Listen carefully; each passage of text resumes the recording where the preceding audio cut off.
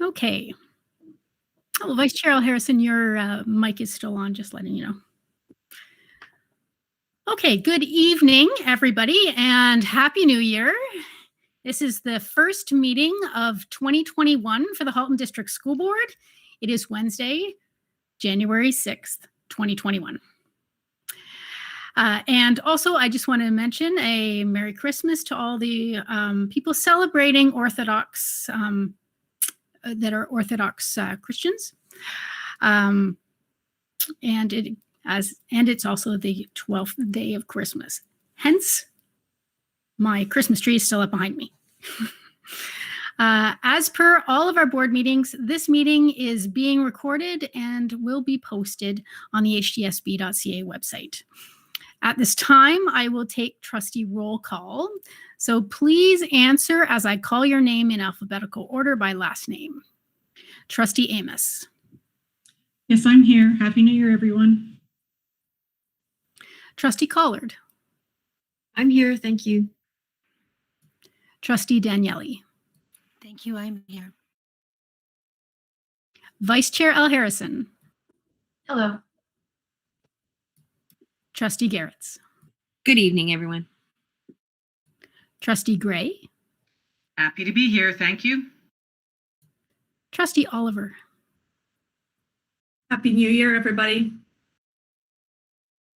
Trustee Reynolds. Everyone.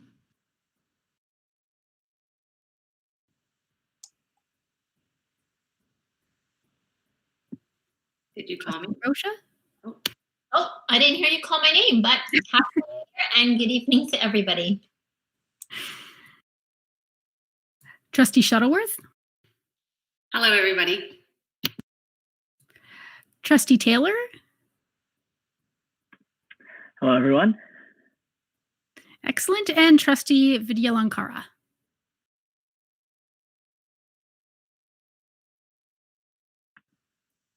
I'm sure she will be joining us soon. Trustee Taylor, do you know if she'll be joining us this evening? Yeah, she's on her way. She's just joining the meeting soon. Excellent. Thank you very much. Trustee Director Miller, could you please let us know what staff are attending this evening?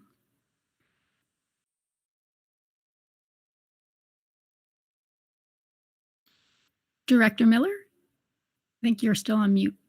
Sorry about that. All superintendents are here with the exception of Superintendent Newton, and another individual who normally is at the meeting is Dr. Jula Moa, our Human Rights and Equity Advisor, who is also not present this evening. So all superintendents, Associate Director Bogue, and Manager of the Director's Office, Gail Gortmaker, is here.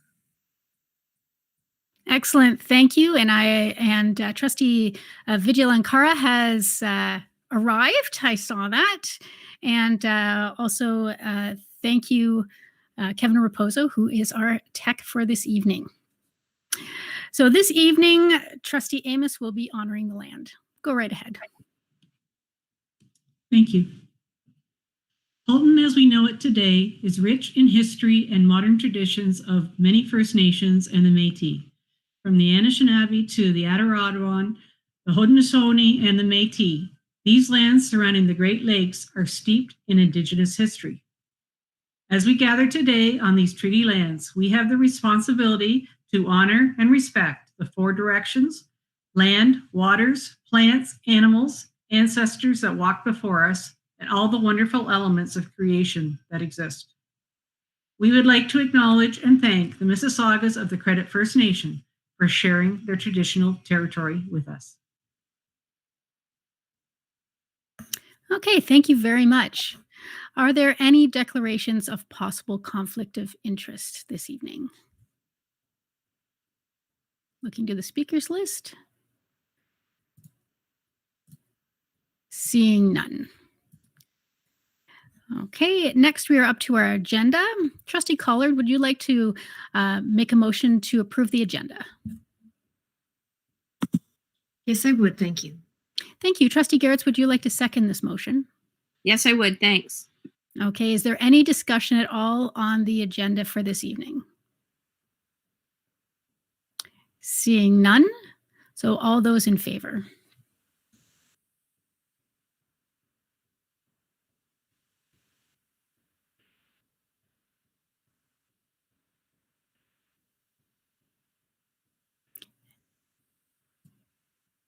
Okay, and the student trustees. Trustee Gray, I see your hand there. Oh, and Trustee Taylor, do you want to just let us know? Yeah, I'm sorry. I'm just having a little trouble finding the thing. You're good? I will Yes. forward it.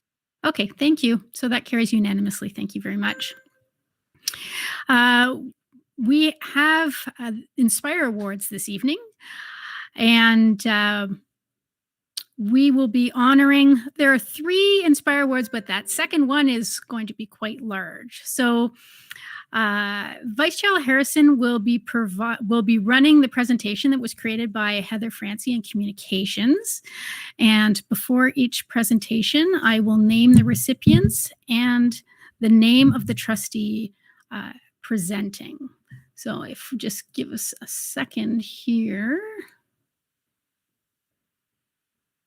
Oops. Oh, lost my own notes here. Oh, there we go. Okay, so Vice Chair Harrison, there you go. Sharing a screen, perfect. So the Inspire Award is given to an individual or group that is formally or informally associated with the Halton District School Board who support our students and their achievement through exemplary caring, initiative, innovation, and creativity. So we will start this evening with the first presentation that is Kristen Stevens from New Central Public School, and this is presented by Trustee Tanya Rocha. Thank you. Kristen Stevens is a teacher at New Central Public School. She is caring and compassionate, and anyone who walks into her classroom can immediately feel this energy. Parents describe Kristen as an exceptional educator who makes students feel a sense of belonging in her classroom. Kristen goes beyond the curriculum to include learning opportunities for our students, including Tinker Time, outdoor education, mindfulness journaling, STEM, and more. Kristen finds ways to embrace each student's uniqueness to find opportunities for them to grow and succeed. Parents value how Kristen goes above and beyond in maintaining the home-to-school relationship by providing detailed updates to families. Congratulations, Kristen Stevens. Thank you. Congratulations, Kristen. The next Inspire Award is going to the Halton District School Board Welcome Center staff. So, and I will be presenting this award since it is the system award. The HDSB Welcome Center staff, a team of 17, have been nominated for an Inspire Award. The Welcome Center team includes, and you can see it's a long list, Agairo is the secretary. Andrea is also a secretary. The assessors team, which includes Crystal, ESL, ELD, a teacher, and Shonda. Shonda is a teacher, K-12 assessor. Marcia is a Welcome Center social worker. Dunja is community connection specialist. Eric is the program lead for settlement K-12, equity and inclusive education. The youth settlement team, which includes Naila, Sama, Yuhong, Sahar, Rabia, and Helen, and the international student program team, which includes Moxta, Douglas, Francis, and Desiree. This group has played a pivotal role over the years and worked incredibly hard to support international students and newcomer families. More than 1,700 families have received the support of the Welcome Center this past year, and each youth settlement specialist assists an average of 500 families per year. Access to first language communication with Welcome Center staff removes barriers to services, increases parent engagement, and ensures that newcomers can make informed decisions. The HDSB's International Fee-Paying Student Program is in high demand by students globally and is becoming well-known throughout the world. The Welcome Center team goes above and beyond to provide quality support to all students and newcomer families. In partnership with community organizations, HDSB continues to offer quality community connection opportunities to support newcomers and families. The team, recognized this evening, carries out this responsibility with passion, care, and professionalism. While addressing challenges over the years, and particularly during the pandemic, this team of individuals has exemplified the mission of the board and has had a tremendous impact on the Halton community. Thank you so much for all the work you have done. Valiant, especially in these times, and congratulations on your Inspire Award.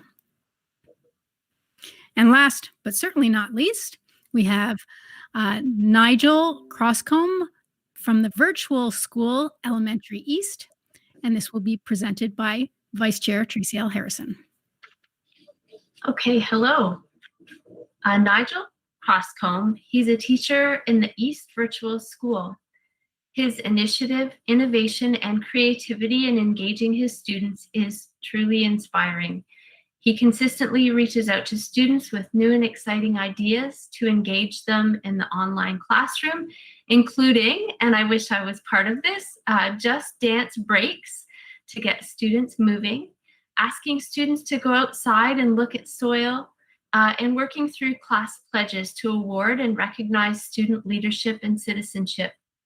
Parents appreciate how Nigel regularly reaches out to update them on their child's performance and engagement in class, and to recommend additional resources for learning outside of school.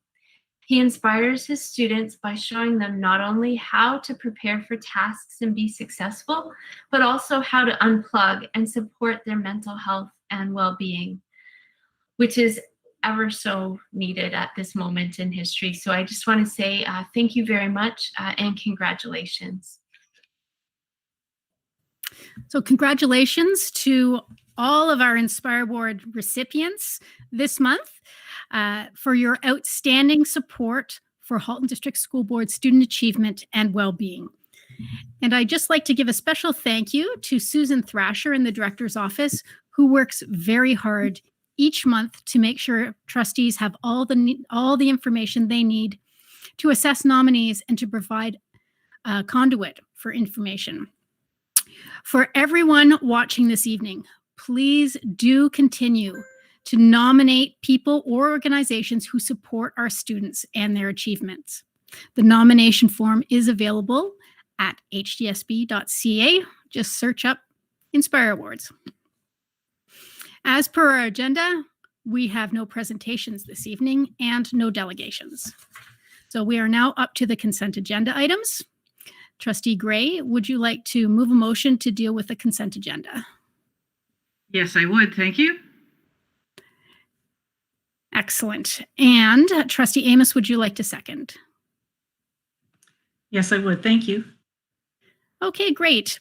I'm going to put the motion on the floor. Be it resolved that the Halton District School Board approve the consent agenda action items and receive the information items for January 6, 2021. Are there any items that need to be pulled for discussion? Why don't I just mention each one in order, and if you do want it pulled, then just put your name on the speakers list. So the first one is the minutes from December 16th. Seeing none. The order paper. Nope. Administrative procedure update, report 21000. Nope. Capital update with financials. Nope. Close the gap. And operating financial update.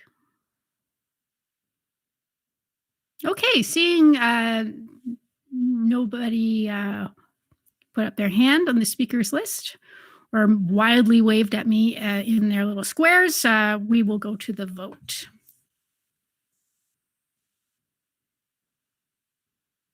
So all those in favor.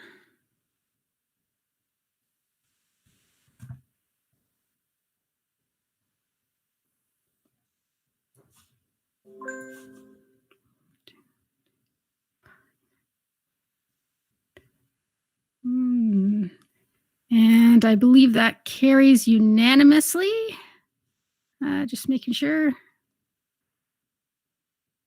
Yes, thank you very much. Okay, now we're up to ratification action items. Vice Chair Harrison, do we have any business from private session that requires approval? Yes, we do. Thank you. We have one motion as follows. Be it resolved that the Halton District School Board approve the resolution from the Halton District School Board meeting in private session on January 6th, 2021 respecting property matters, and I so move. Okay, thank you. And Trustee Garretts, would you like to second this motion? Yes, I would. Thank you. Excellent. Is there any discussion at all? Seeing none. So again, all those in favor.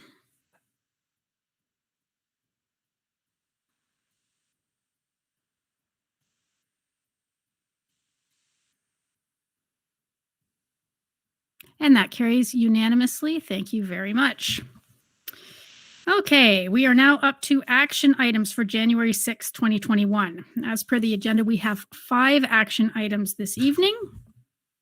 I'd like to draw your attention to item 421, Declaration Rights of the Child Week, Report 21004. This is submitted by Trustees Daniele, Shuttleworth, and Oliver. Trustee Daniele, would you like to move this item? Yes, thank you. It would give me great pleasure. Okay, thank you. Trustee Oliver, would you like to second? Yes, I would like to second that. Thank you. Okay, I will read the recommendation. Be it resolved that the Halton District School Board declare January 18th to January 22nd, 2021 as Rights of the Child Week. Trustee Daniele, Oliver, or Shuttleworth, would you like, since you brought this report forward, would you like to speak to it before we debate it? I'll speak to it. Go right ahead. Okay, so on Friday, January 22nd, the Halton District School Board will be hosting its 2nd annual Human Rights Symposium. This year's focus will be on the rights of the child. The Convention on the Rights of the Child was established in 1989 by the United Nations to recognize children's civil, political, economic, social, and cultural rights, regardless of their race, religion, or abilities. We are excited to welcome our 2 keynote speakers, Stephen Lewis, who worked with both the United Nations and UNICEF, and Michelle Chikwanine, a former child soldier, who will share their life experiences and insight into advocating for the rights of the child and what we can do in moving forward proactively. As this symposium is virtual, we are excited at the possibilities of wider school engagement in the exciting and important discussion around the recognition of the fundamental rights of all children. In preparation for this week, the trustees on the Planning Committee, Donna Donnelly, Joanna Oliver, and I, are asking that the week of January 18th through 22nd be declared by the Halton District School Board as the Rights of the Child Week in elevating the importance of protecting the rights of every child around the world. Thank you. Okay, thank you. I'm looking to the speakers list. Vice Chair Harrison, go right ahead.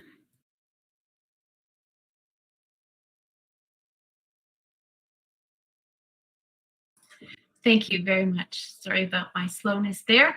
I just want to say that I'm very much in support of this motion. I have questions of technicality, I guess, and whether the declaration is for this year or for perpetuity. And secondly, maybe it's an item for committee of the whole, and just whether the time is right to consider a process for making declarations as we move into the future. I know with the new multi-year plan, there are just so many great topics in there that we hope to make profound positive impact on. So future declarations may also be very positive. Okay, thank you. Director Miller, go right ahead. Yeah, may I respond? First of all, I want to thank trustees Daniele, Oliver, and Shuttleworth for this motion. It's extremely important and says a lot about the values of the Halton District School Board and in particular the Board of Trustees. So thank you for that. Before I answer Trustee L. Harrison's question, I will just add a bit more information. We have put information out and continue to do so for all our staff and ask them that the week of January 22nd, they all do something around the rights of child in every single one of our classes. It may not happen because we're not mandating it, but we are certainly encouraging it. And knowing the staff at the Halton District School Board, I expect that it will likely happen in every single one of our classes as we have such a great staff. The answer to Vice Chair Harrison's, the intent of this was for this particular Human Rights Symposium, but I think you've asked a very significant question that would be for the Board of Trustees to explore and not really for staff to comment on, other than working with staff to come up with those kinds of declarations.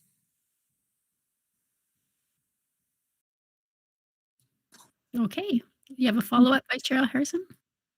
No, well, just a follow-up comment to say, perhaps I will give notice under notice of motion, just that further consideration be given to a framework.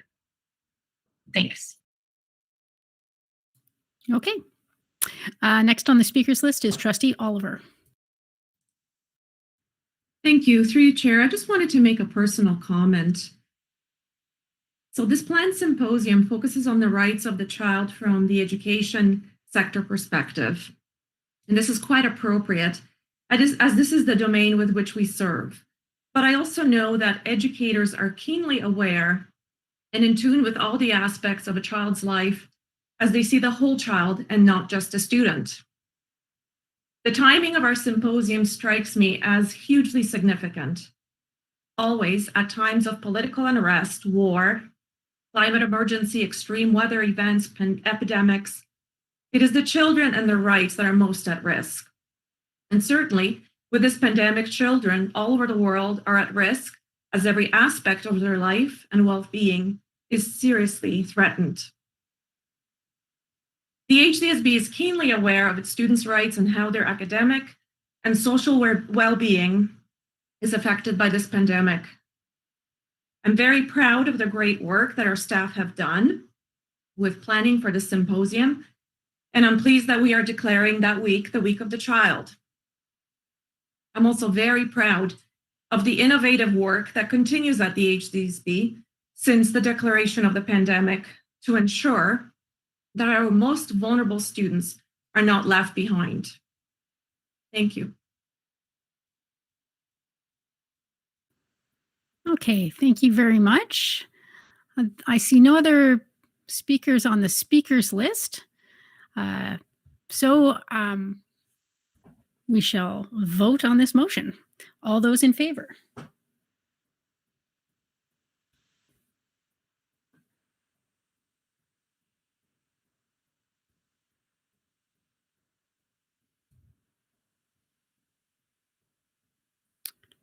And I'm not surprised by the unanimous approval of this motion as it goes to kind of the core of the values of this board.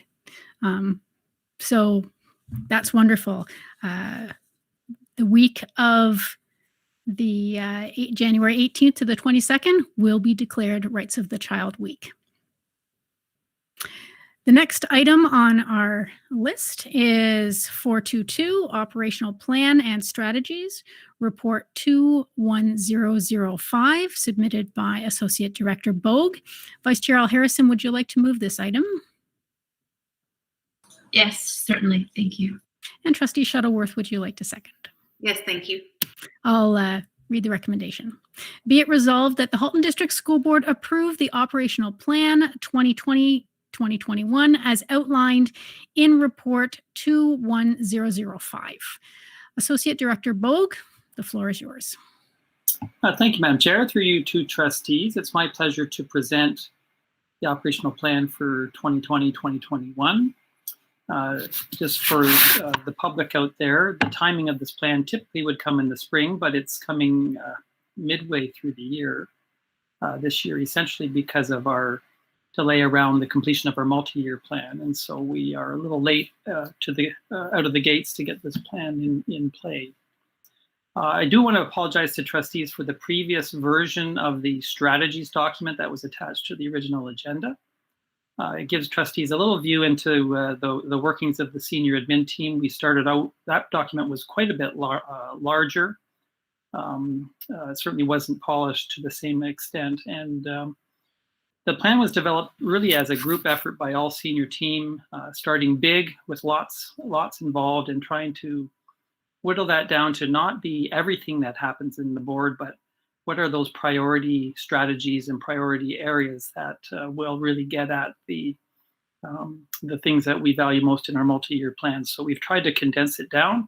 It's still a fairly substantial document. A few things to note for trustees is obviously we are still devoting a significant amount of time and energy into pandemic planning, health and safety, remote learning, those kinds of pieces. So again, and with only about a half a year remaining this year, we'll do our best, but this is not as ambitious a plan as perhaps we have had in past years. This is really a half-year plan. Trustees will notice as well that for our measures, and this was a significant piece when we did some consultation, our community certainly and our staff want to know how we're going to measure our success in the plan. So we've indicated those more as look-fors, as areas that we will measure in, and we will use this year to collect some baseline data and determine what those actual targets will be, so that for the next operational plan next year, which will come to the board in just in a very few months in April, should have those numerical targets. So with some very exact targeted areas for us to certainly work towards and to be accountable for as well. And then lastly, one other difference in this plan from last plans is you'll see much less reliance on EQAO.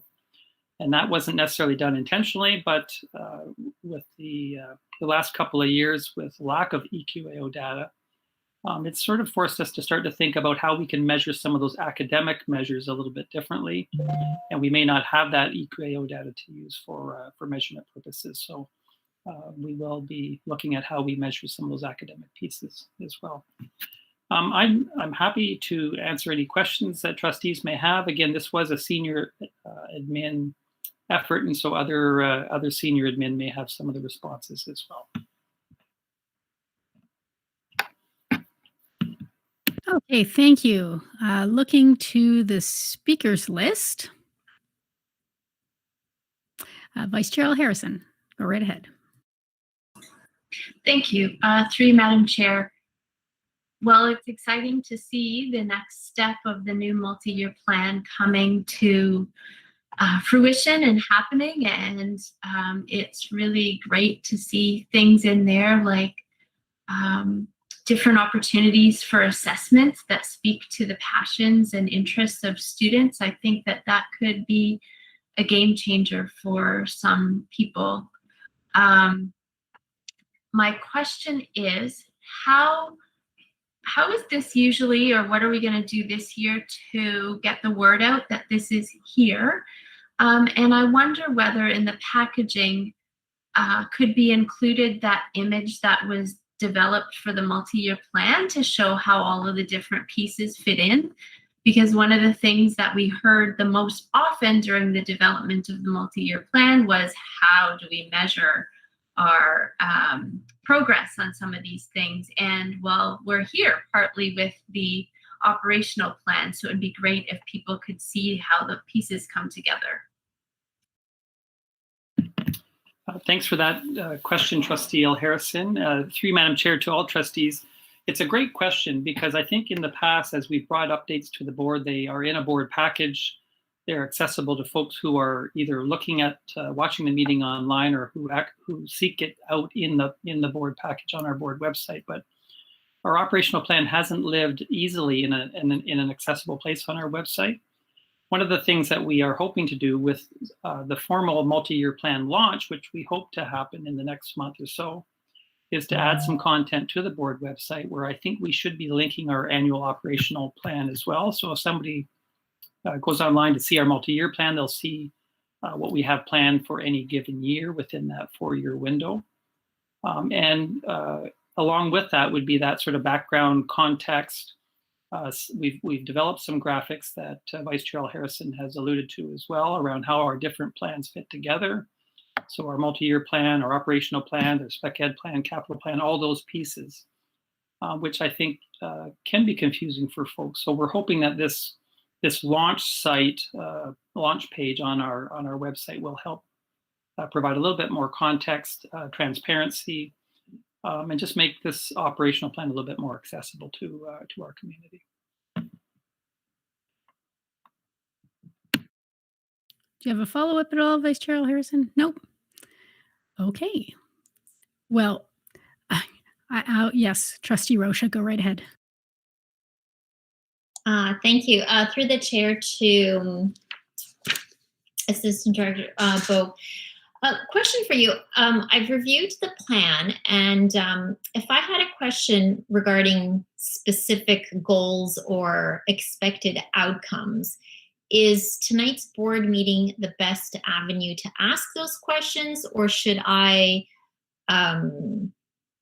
submit them via email to those who are responsible for achieving or in charge of the outcomes over the next 4 years? I think it would be great to ask those questions tonight, Trustee Rocha. I think there are folks around the table that may be better equipped than myself to answer, but we're certainly happy to answer any questions that you've got. Okay, so can I go ahead and ask my first one? Okay, sure. So I noticed in our environmental leadership commitment that one of the expected outcomes by 2024 is to increase the number of schools that have outdoor learning spaces and/or specific designs that support a reduced carbon footprint. So this is a two-part question. One, does this mean that any new school builds will incorporate an outdoor classroom in their design? And second, how do we increase the number of schools that have outdoor classrooms? How do we increase the usage of those classrooms being used? And I ask that because I'm aware of several schools with outdoor classrooms and they hardly get used. And I know that the board spent money and the schools have spent money to create those spaces and they're not being used. So if someone can help with that, that would be great. Trustee Rocha, maybe I can start, and then certainly Superintendent Cadet and maybe our academic superintendents may want to weigh in as well. I think there's two pieces there. One is how to increase the number. And certainly we have had a focus on that over the last few years, and there is some exciting work in the works. I think that Superintendent Cadet can talk a little bit about it in terms of how we're increasing those numbers. That is one piece. And along with that, part of that goal was around reducing carbon footprint, and there are some exciting facilities projects in the works as well to be a little bit more efficient, solar array panels and other opportunities to reduce our footprint. From a cultural perspective within our buildings, that environmental culture, I think that's something that this multi-year plan is going to certainly elevate significantly. Because you're right, in some of our schools, it is a nice feature to have, but there may be a very small number of staff that really make use or make good use of it. I mean, I'm talking about right year round, even in the winter times, we should be getting our kids outside and using some of those spaces. So I see Superintendent Hunt-Gibbons and Salmini have come online. They may want to talk a little bit about those program pieces, and our facility superintendent could certainly talk about some of the projects that are underway as well.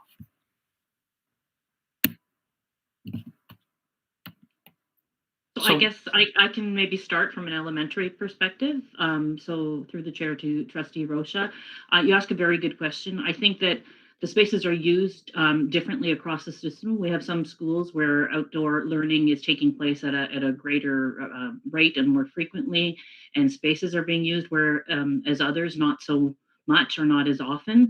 And I think the key for us over the next few years in trying to operationalize this piece of the multi-year plan and the operational plan is really to build leadership in our schools that will promote outdoor learning and outdoor learning spaces. And so I think that as we move forward as a program department, not only providing professional learning opportunities and resources, but trying to build those champions in schools that will lead the work with their colleagues would be a key strategy for us in terms of promoting that kind of learning.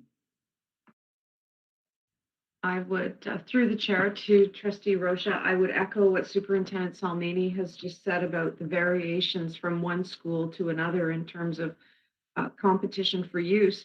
I will point out, though, that my experience this year with COVID and the quadmaster model in secondary is that I've had to intervene and help schools determine who gets to use the outdoor spaces because they have been wanted and wanted by many for many, many purposes.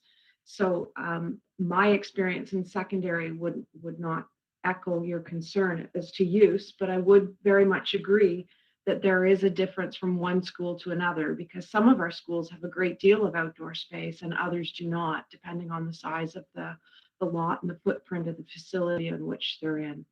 And I'll turn that over to Superintendent Garat. Thank you, and through the chair to Trustee Rocha. I'm excited to be involved in the project that we are about to undertake at Irma Colson. And with that, I hope that we learn a lot. There are some training opportunities that will be afforded to staff and other schools that are partnering in the training opportunities at that site. I do believe that we have opportunities as well through the COVID resilient infrastructure funding opportunity that we've made submission to for numerous outdoor classrooms. And as well, I would echo what Superintendent Gibbons indicated that in my I haven't been here long, but in my tours at sites, I've seen some very creative uses of outdoor spaces, including bus turnaround bays or property that was traditionally used for automobiles have been turned into outdoor gymnasiums. So we're seeing different uses, and hopefully that will continue. I do think that we need to look at solutions beyond just outdoor classrooms. We need some rich learning environments for our students. I recently learned about monarch way stations and what we can do simply to support the dwindling monarch butterfly populations. And it's pretty simple and provides excellent programming opportunities for students and communities to learn. And so with that, I do think there's a lot of opportunities for us to get beyond just some nice rock boulders and where students can enjoy nice outdoor weather, but also look at creative uses that provide the content as well.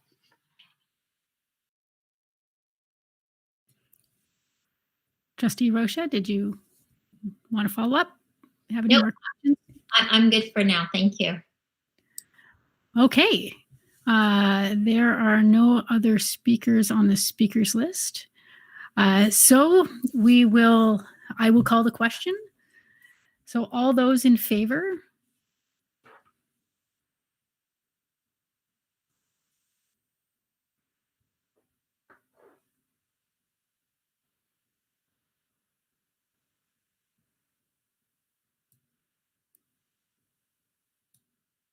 Just looking for one more person. Please check that you've hit the submit button because I have 12. Oh, Trustee Gray, I see you now in your little square. Okay, that carries unanimously. So we now have an approved operational plan and strategies for 2020-2021. Great work. Okay, we are on to 423, Naming, Renaming Schools Policy and Governance Procedure, Report 21006. Trustee Oliver, would you like to move this motion? Yes, I will move it. And Trustee Reynolds, would you like to second? Yes, thank you. I'd like to second it. Excellent. I'll put the recommendation on the floor. Be it resolved that the Halton District School Board approve the school naming and renaming policy and governance procedure as appended to Report 21006.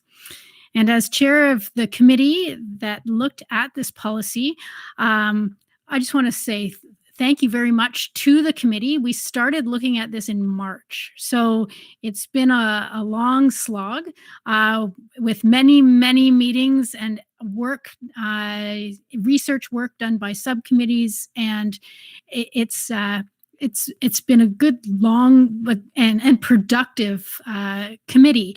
But that doesn't mean that if this goes and becomes approved tonight, that it's carved in stone. This is a living document. So I will leave it at that. And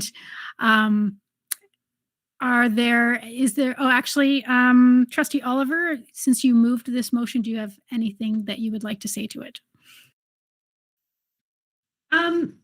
I think, you know what, I'm going to pass it on to Trustee Reynolds, because she and I chatted a little bit, and a question had come up or two during the review, and so I'll pass it on to her. Okay? Go right ahead, Trustee Reynolds. Thank you. Through the chair, just to follow in your comments, having sat on this subcommittee, I certainly can attest to the magnitude of reflection, discussion over the last 8 months. Thank you to all the colleagues who sat on really what was the longest running subcommittee ever in our term. So I wanted to start with that. I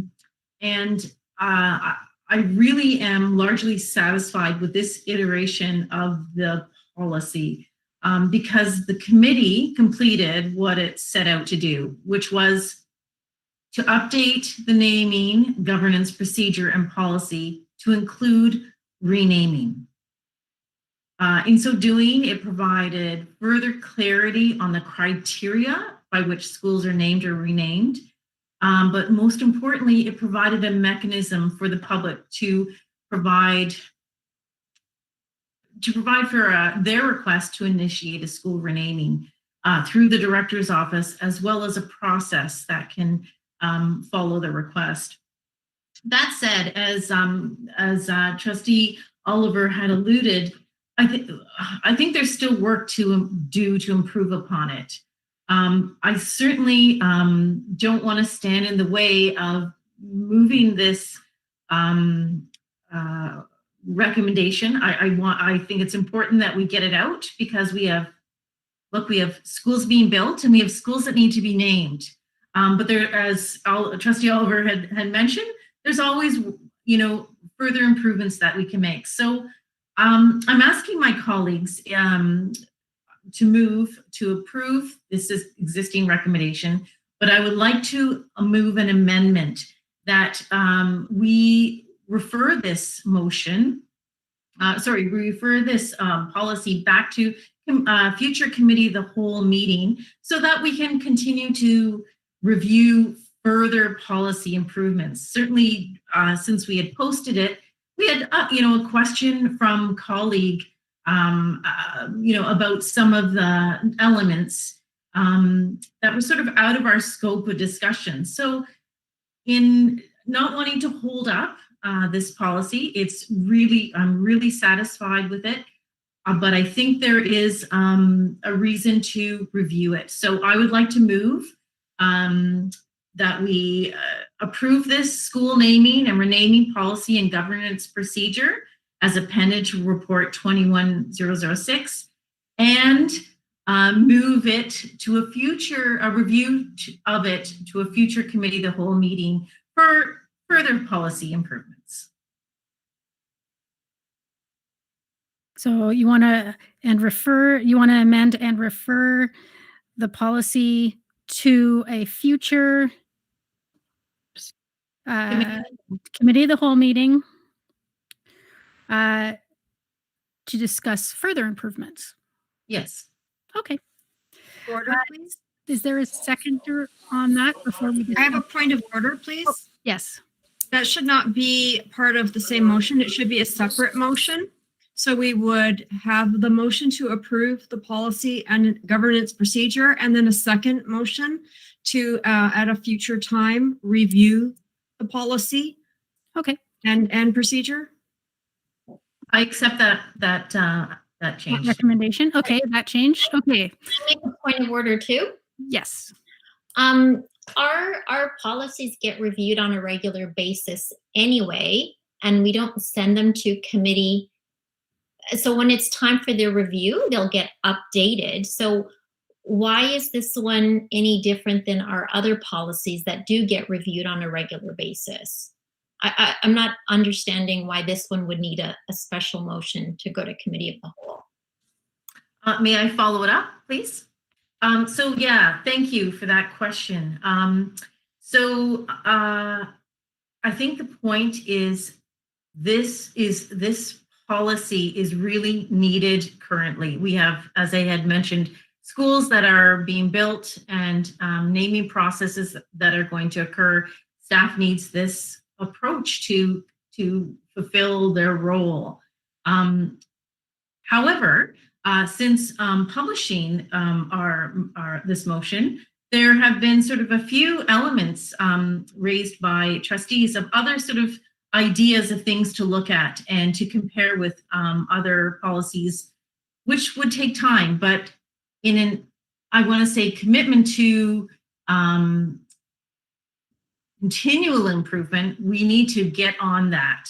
I'm concerned that, I mean, however you'd like to deal with it, I'm happy to do, but I do want to acknowledge that we want to make sure that we're moving forward on it, that it's not an annual, it could be an annual thing, but that in light of sort of wanting to have a working document and having also a commitment to continually improve it, that we're moving on it, that it doesn't get lost. But certainly, you know, I appreciate your comments. I just think it's an important policy that we continue to reflect.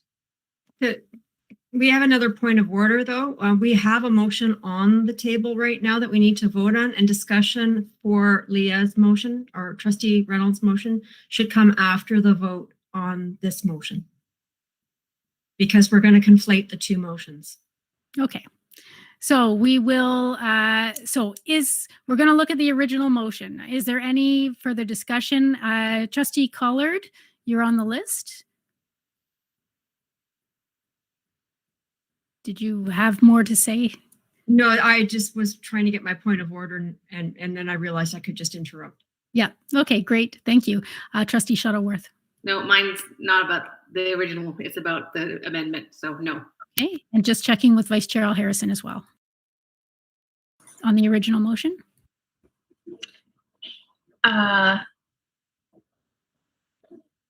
Okay, yes. Through you, Madam Chair.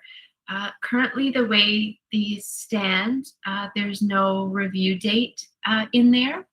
So I wonder whether just putting in a review date 1 year out or 6 months out or something would kind of fix what we're talking about. I know it's has little links into a few other conversations going on about regularly reviewing policies and other little bits and pieces in here that could potentially be looked at. So to complete the document, I think Trustee Rocha has a comment about taking out the word governance from the title of the policy, and it's gone. It's not anyway, and then we could just fill it in with the review date of a year. Trustee Oliver. Thank you. Just listening to these suggestions, I just want to make sure that we don't lock ourselves into looking at the question that we want to address until a year from now, that we can in fact address it sooner than later, because it will impact on the process that we will be using shortly to name one of our new schools. So I think that's the intent by Trustee Reynolds, is to have that question be addressed at the next committee of the whole, because we see it as an opportunity for more of a group discussion, not a discussion at this table, but at a committee of the whole, to get it addressed, resolved, and the policy will be done. It could be a simple tweak, or it could be a no change at all.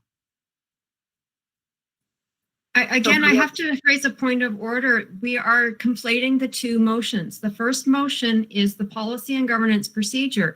The second motion is about bringing it back to committee of the whole. Can we please vote on the first motion? Okay, is there any, I see Trustee Rocha, is this about the, okay, go right ahead. Thank you. Through the chair. This is in reference to the motion at the table right now. My only comment is that in the procedure portion of the document, in the policy statement portion and in the related board policies and procedures portion of it, we use the term board governance, school naming and renaming policy. And in both instances, the word governance needs to be removed from policy. Other than that, I'm in support of the motion. Manager Gortmaker, would that be possible to do before it gets officially posted? Consider it done on it now. Okay, excellent. Trustee Shuttleworth, it's on this motion? No. No, so I'm just confused. I'm just wanting to be sure that this motion is what is on the table as it stands, because I'm just... Yes, it is. Just this motion, nothing added, nothing removed. Right. That's the motion. Okay, Trustee Daniele, it's about this motion. Thank you. My question was also regarding clarification as to whether a date had been added to this, and I'm hearing from you that no, it is not. So thank you. I can support it as it stands. Supported as stands. Okay, so there are no more speakers on the speakers list to this motion. So I will call the question. All those in favor?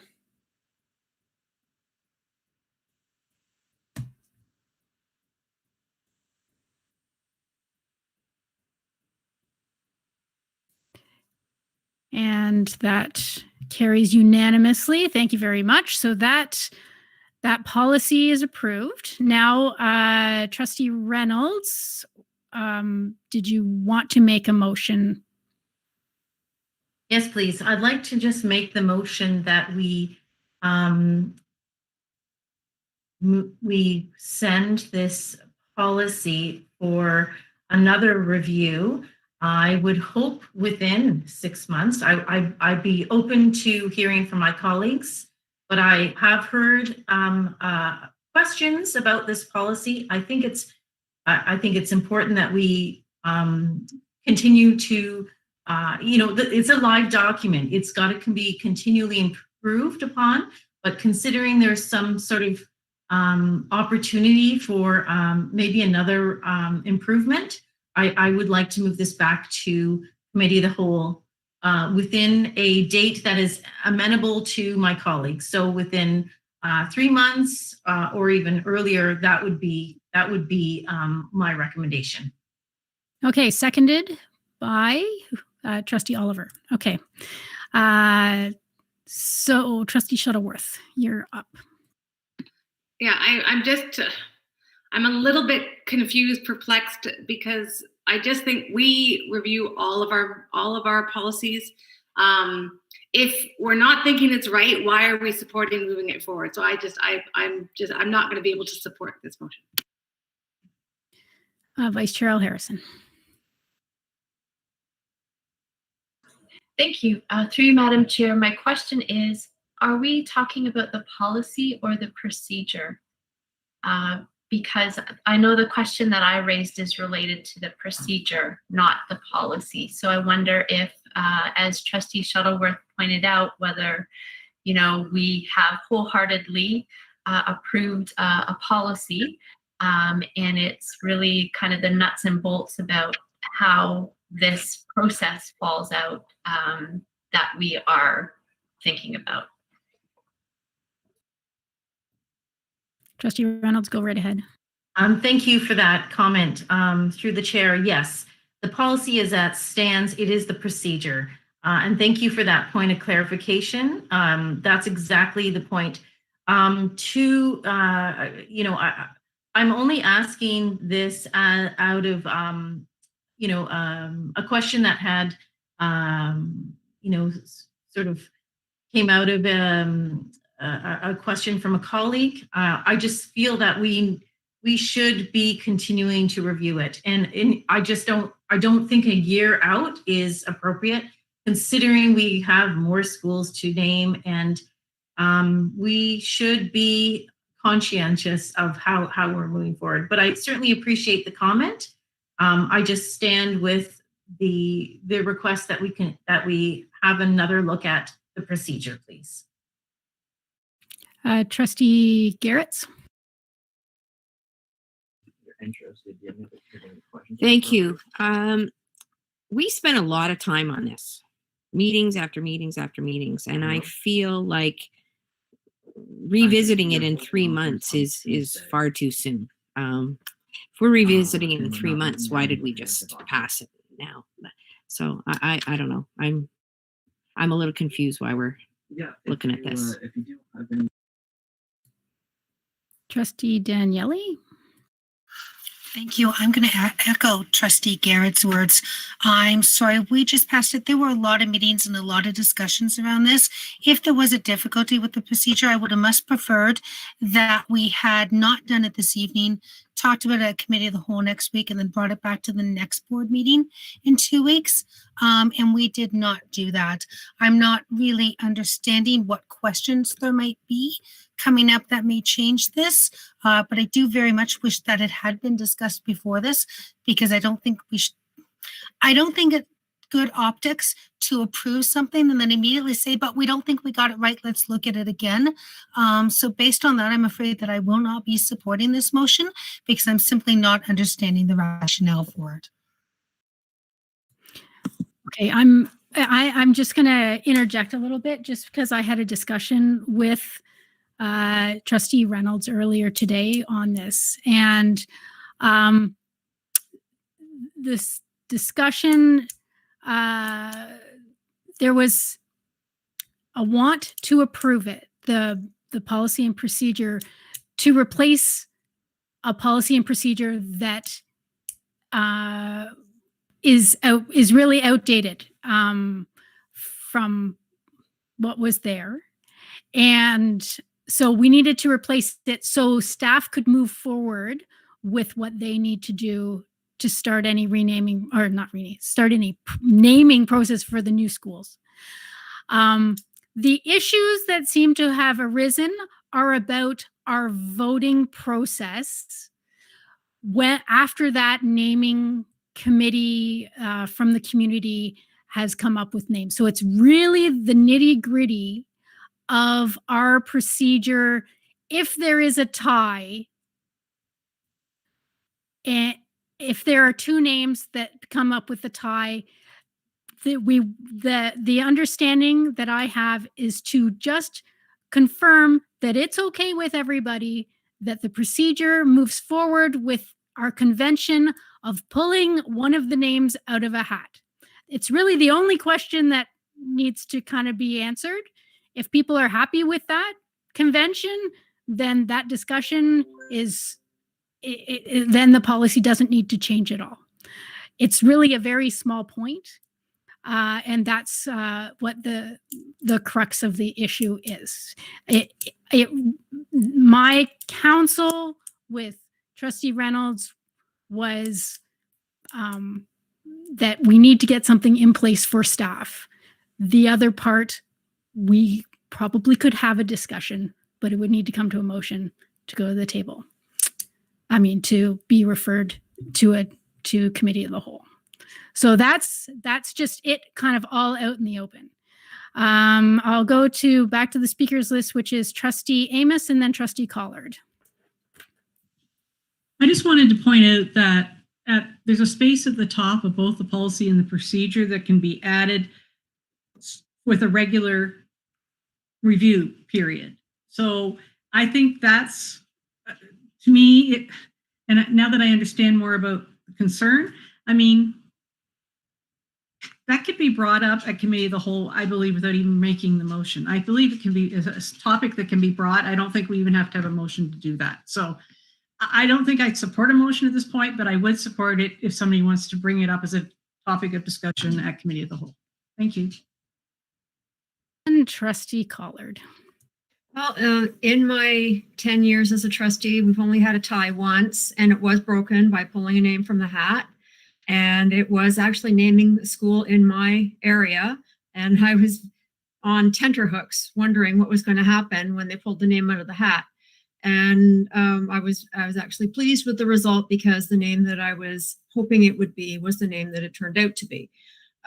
So I would be supportive of the pulling the name from the hat. And I don't think that there's anything in our procedure that precludes us from doing that. So since it's left to trustees to determine how to break a tie, I don't see any reason to revisit the procedure. And so I won't be able to support this motion. Okay, I will remove this motion from the floor. Thank you for your comments. I certainly will revisit this at a committee of the whole. I'll get it in there to make sure that people are still comfortable with what is our practice and has been our practice. And I certainly also personally support our practice. I was just trying to be reflective of the comments or the concerns that I had heard. So, hey, I'm good to remove that. Thanks for your comments, and we'll carry on with our meeting. Okay, so that motion is set aside. And so we're moving on to the next item, which is 424, SEAC Trustee Representatives Report 21007. Vice Chair Al Harrison, would you like to move this item? Sure, thank you. Trustee Garretts, would you like to second? Yes, I would. Thank you. Okay, I'll read the recommendation. Be it resolved that the Halton District School Board approve the recommended appointments of Tracy L. Harrison and Heather Garretts as trustee representatives, and Joanna Oliver and Margot Shuttleworth as trustee alternates on the HDSB Special Education Advisory Committee. Superintendent Zonnefeld, the floor is yours. Thank you, and good evening, trustees. Through the chair, this report is before you and is basically just a switch or a flip of our two current representatives with the alternates for the remaining period of the term. So that's basically what this report's about, and I'd be happy to take any questions. Okay, looking to the speakers list and seeing no speakers, I will call the question. All those in favor?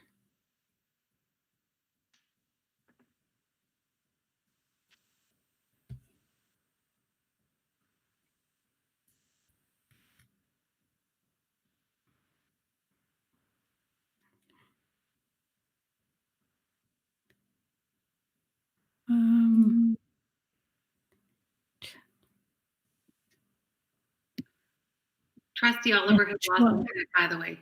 Pardon me? Trustee Oliver has lost internet. Okay, so then it's unanimous. Okay, without Trustee Oliver, there's 12 votes. Okay, thank you very much. On to the last action item for the evening, which is 425 SEAC Appointment Report 21008. Trustee Daniele, would you like to move this item? Thank you very much. I would be happy to, because I know that new SEAC member, Margot Trustee Shuttleworth, will be speaking to the context of it, so I'm happy to move it. Okay, Trustee Oliver, would you like to second? She is no longer on the call. Okay. I'll Trustee, second it. excellent. Thank you very much, Trustee Rocha. Right? Okay. I'll read the recommendation. Be it resolved that the Halton District School Board approve the recommended appointment of Candace Keem as the Halton District School Board SEAC representative for Community Living Burlington. Superintendent Zonnefeld, would you like to speak to this, or is it Trustee Shuttleworth was going to? Nope, Superintendent Zonnefeld, go right ahead. Go right ahead. Thank you again through the chair to trustees. This is a new association coming forward to be a rep on SEAC, and I believe this came about from Trustee Shuttleworth speaking to one of the members of Community Living Burlington. And so we're quite pleased to have this organization come forward because they've been a great partner with us in serving our students and families with special needs in Burlington. So to have their voice at the SEAC table will certainly be welcome. And I'd be happy to take any questions. Oh, that's great news. Now I understand Trustee Shuttleworth's reference there. Okay. Looking to the speakers list, Trustee Shuttleworth, go right ahead. Yes, thank you. I just wanted to put it into context. On December 9th, the Burlington trustees, or most of us were, went to visit Nelson High School in the new CPP programming area. And while we were there, I was talking with Chantel Zawada and asked her about Community Living's involvement with the program. And she said that there was. And I asked her, I always knew we were missing representation from Community Living at SEAC, and asked her if she knew anybody who was there who might want to jump at the opportunity. She put me in touch, and then the rest was history. So it's a really great opportunity. I'm really excited to look at this link to life after school as well as within. So I really appreciate her joining SEAC.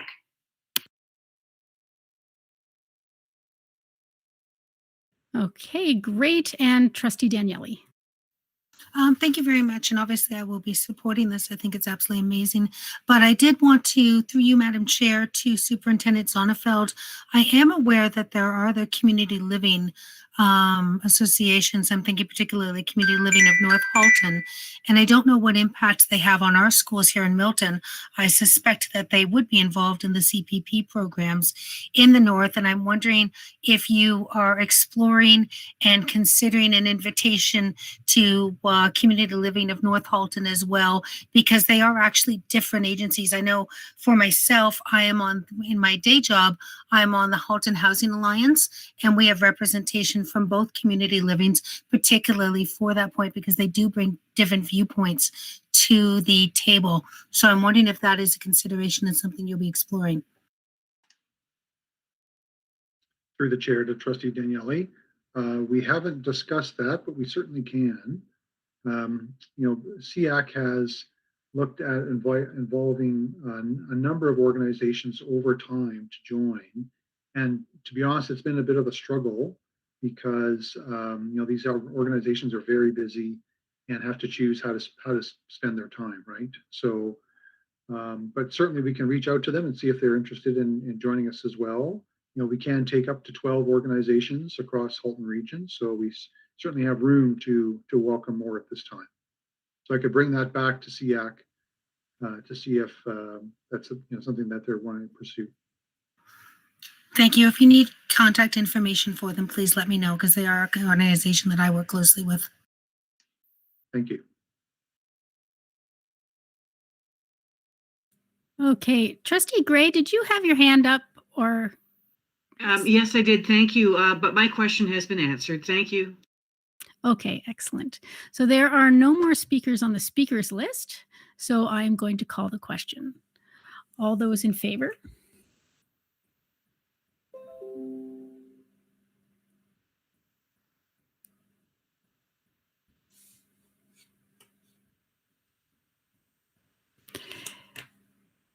And Trustee Oliver, I know you're on the line now. We just were voting on the 425 SEAC appointment of Community Living. How do you feel about that? Are you in favor?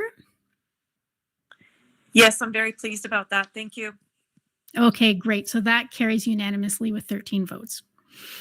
Okay, so thank you very much. We are now up to communications to the board, and first item is 5.1, student trustee reports. Trustee Vigilankara and Trustee Taylor. Do you have a report for us this evening? Yes, we do. Good evening, everyone. Happy New Year. We hope that everyone had a wonderful holiday. Trustee Taylor and I are very excited to be back in school and to continue our work as student trustees. At our last Student Senate meeting, which was in December, right before the break, we used this opportunity as this meeting as an opportunity to allow senators to share their ideas freely with trustees, adult mentors, and fellow senators. So there wasn't much structure to the meeting. It was more of an informal meeting where we allowed students and senators to share their ideas. There were a number of recurring topics that senators brought up. Senators continued to voice the need for more masking breaks, enforcing social distancing before and after school, as well as the importance of virtual clubs, to name a few. So we've received similar feedback from senators on our surveys as well as through email. So we'll be sharing this feedback with Superintendent Hunt Gibbons and Superintendent Salmini by the end of this week.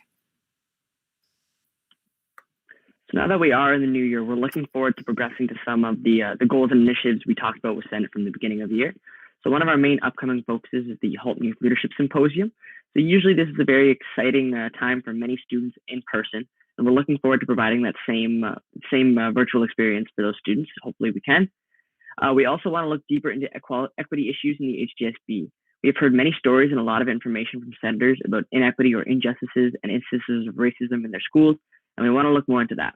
Finally, we nearly have our executive team ready, which will be very helpful in terms of helping us accomplish our tasks and goals for the year. Thank you. Excellent. Thank you very much. Are there any questions or comments for our student trustees? Okay, seeing none, I would just like to say that, the student voice right now is incredibly important, really especially in this paradigm. No student trustees that have come before you have ever had the issues that you're dealing with.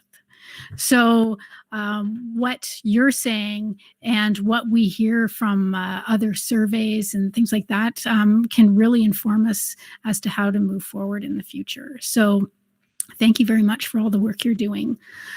Really appreciate it. Okay, so we are going to move on to, there are no action items for January 20th right now, but there will be, I'm sure, by the time we get there. And we have just the one item this evening in information items, and that is the COVID-19/schools update from Director Miller. It has been distributed to trustees if you'd like to check your email, but go right ahead, Director Miller. Thank you, Chair Drabantz. I'll turn it immediately over to Superintendent Ruddock. Thank you. Through the chair to trustees, good evening. As you know, almost all of our students, elementary and secondary, this week transitioned to remote learning. For secondary, this was quite an easy transition, given that students are used to learning synchronously from home in the afternoons. And so the transition for both staff and students was very successful. For our elementary students, this is a significant change for both staff and students. And all in all, they've adapted well to remote learning in these first few days. Administrators have shared some very positive stories about the work that staff members are doing to reconnect with students this week, to transition to teacher-led learning and using Google Classroom. Our virtual teachers offered a lot of support to our bricks and mortar teachers in preparation for Monday, and school programs continues to support the learning and to support staff. We recognize that our younger students, certainly the younger the students, the more difficulty they have in the virtual model and sustaining their attention in a virtual format. But we're very grateful for all of the work that our HDSB staff have done to support both staff and students as we transition to remote learning this week. We do have some students in-person learning, students in our life skills, CPP, and communication classes. And we have deployed a number of staff to support those students in person, whether it is the classroom teachers assigned to those classes, the educational assistants, as well as our long-term occasional teachers that are there to provide supervision and planning time. We've also redeployed itinerant EAs, our staff attached to our regional supports to make sure that those programs are very well supported this week and beyond for our secondary students. We do still plan to have our elementary students return to in-person learning on Monday. At this point, we are not aware of any changes to that plan.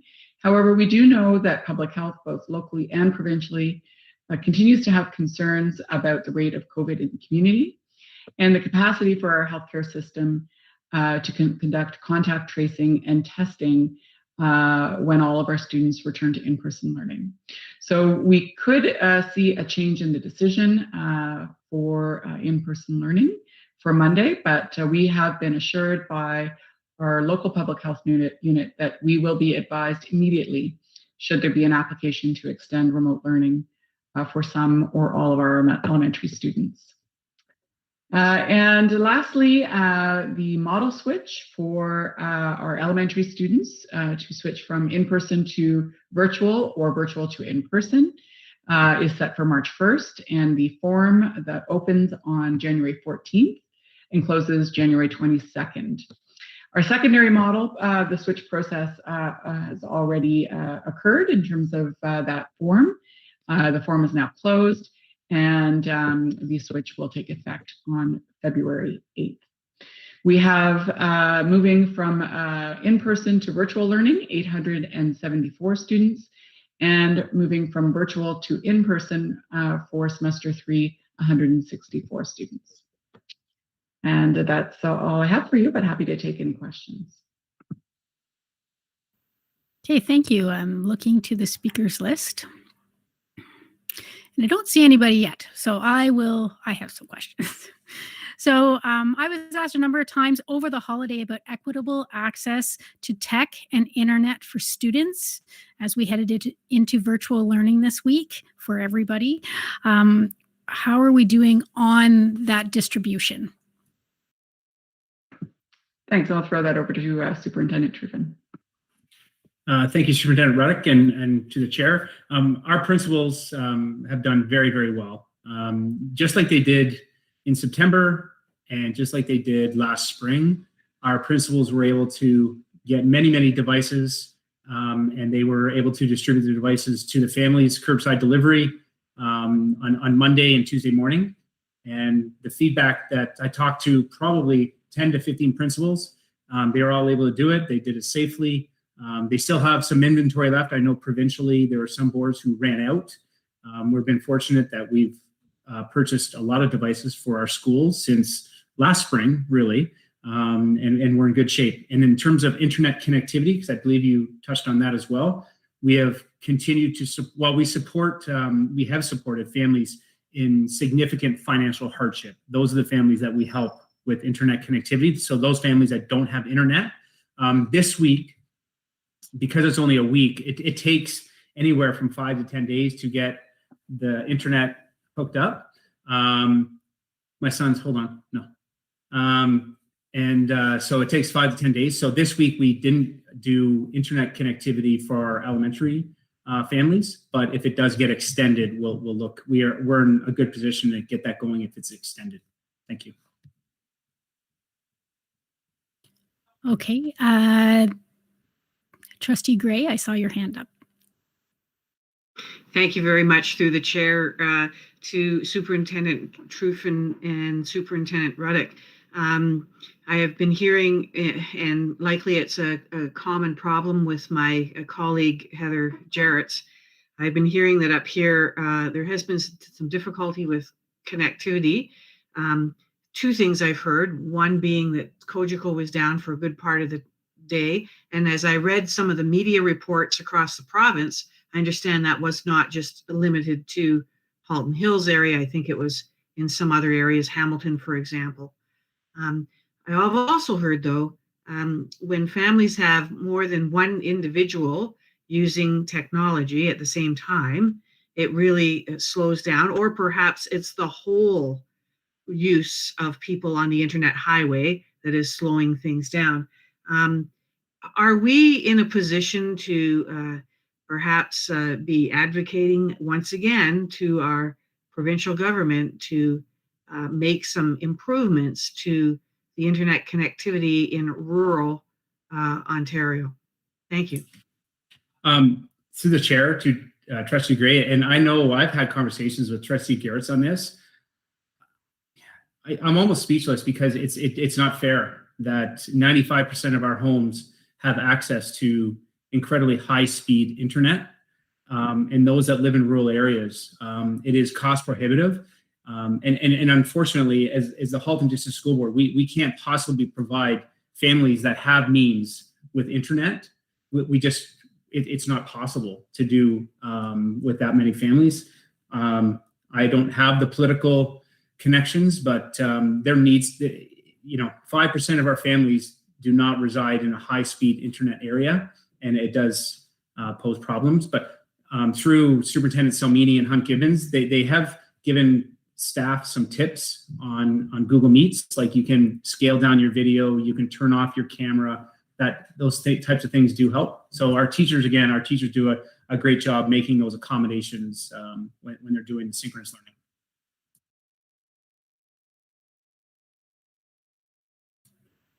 Okay, still no one else on the speakers list, so I'll jump in again.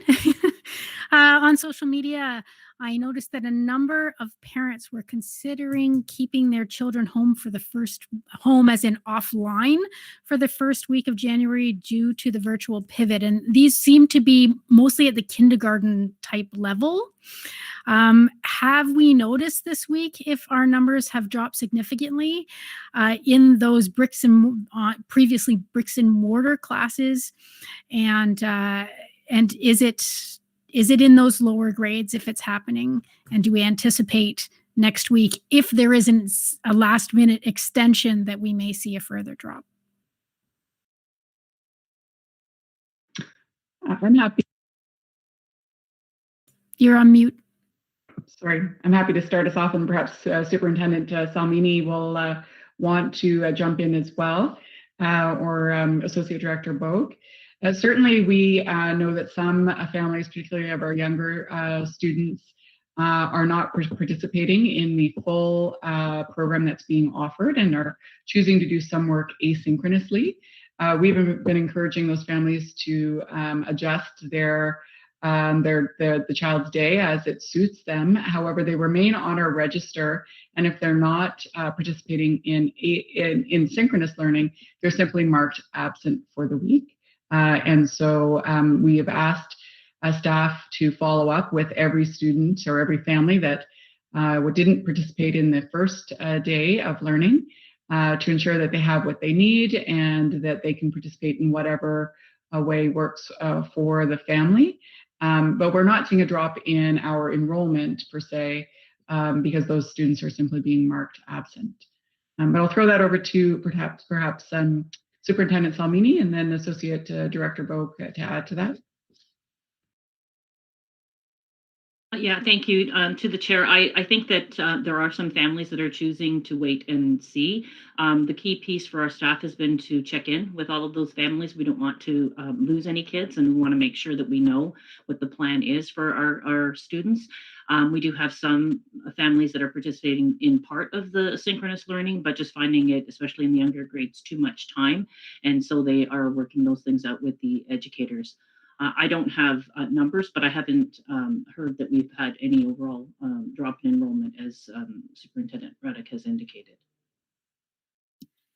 And I'll just add that we did a very unscientific quick survey, a snapshot of 2 different days. So we compared today's absence rate to a Wednesday in early December.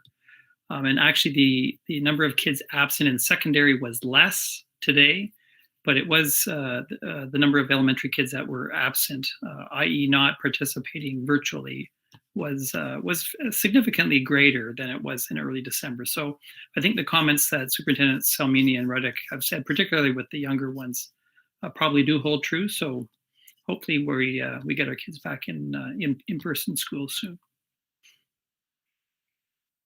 Okay, and with regards to our CPP and life skills, I have a lot of students continued in our day program, or have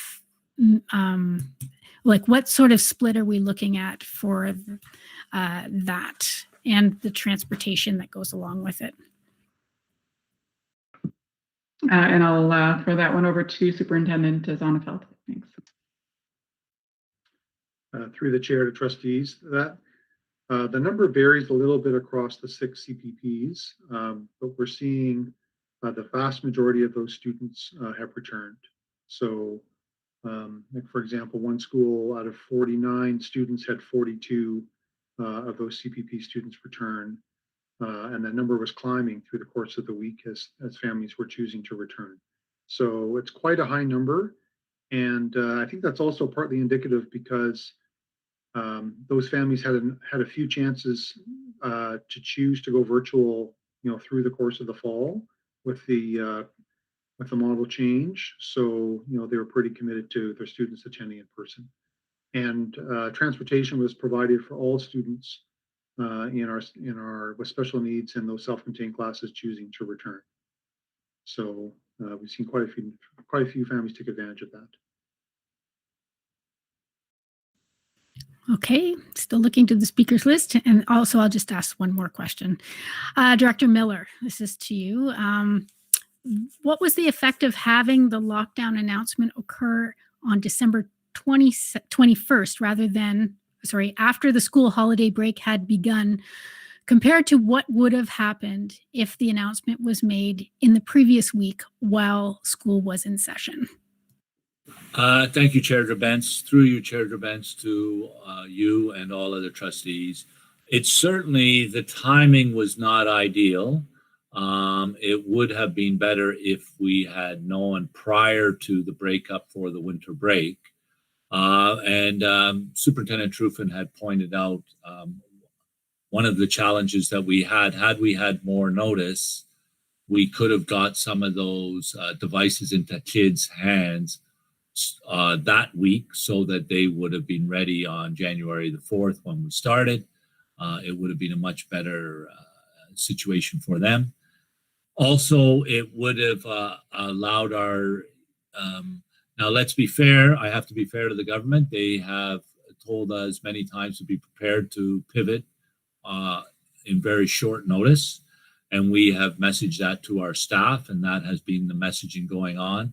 But I think human beings and human psychology being as it is, until the actual decision is made, until there's a sense of urgency, sometimes we don't prepare as well as we could have.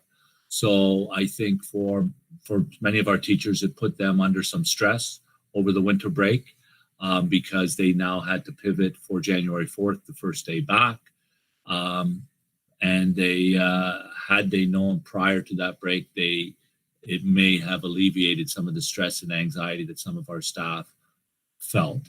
And it would have also given us an opportunity to perhaps problem solve some things that we had to problem solve over the winter break. So to suggest that it was seamless would be incorrect. It wasn't as bad as perhaps some are painting it. Because, and I think that's because of the professionalism and the dedication of all our staff, but in particular our teaching staff and our school administrators and our senior admin, that we were able to pivot onto January 4th. But there was no question there were gaps. And had it been sooner, I don't think we would have had, may have had gaps, but fewer of them for sure. So with that, yeah. So with the message today from the Premier that we will know in a day or two if we will be continuing in the virtual environment for Monday. Could we use more time than a day or two? I mean, we could be receiving, from my experience, receiving the messages from the ministry, we tend to get them at 5 o'clock on Friday.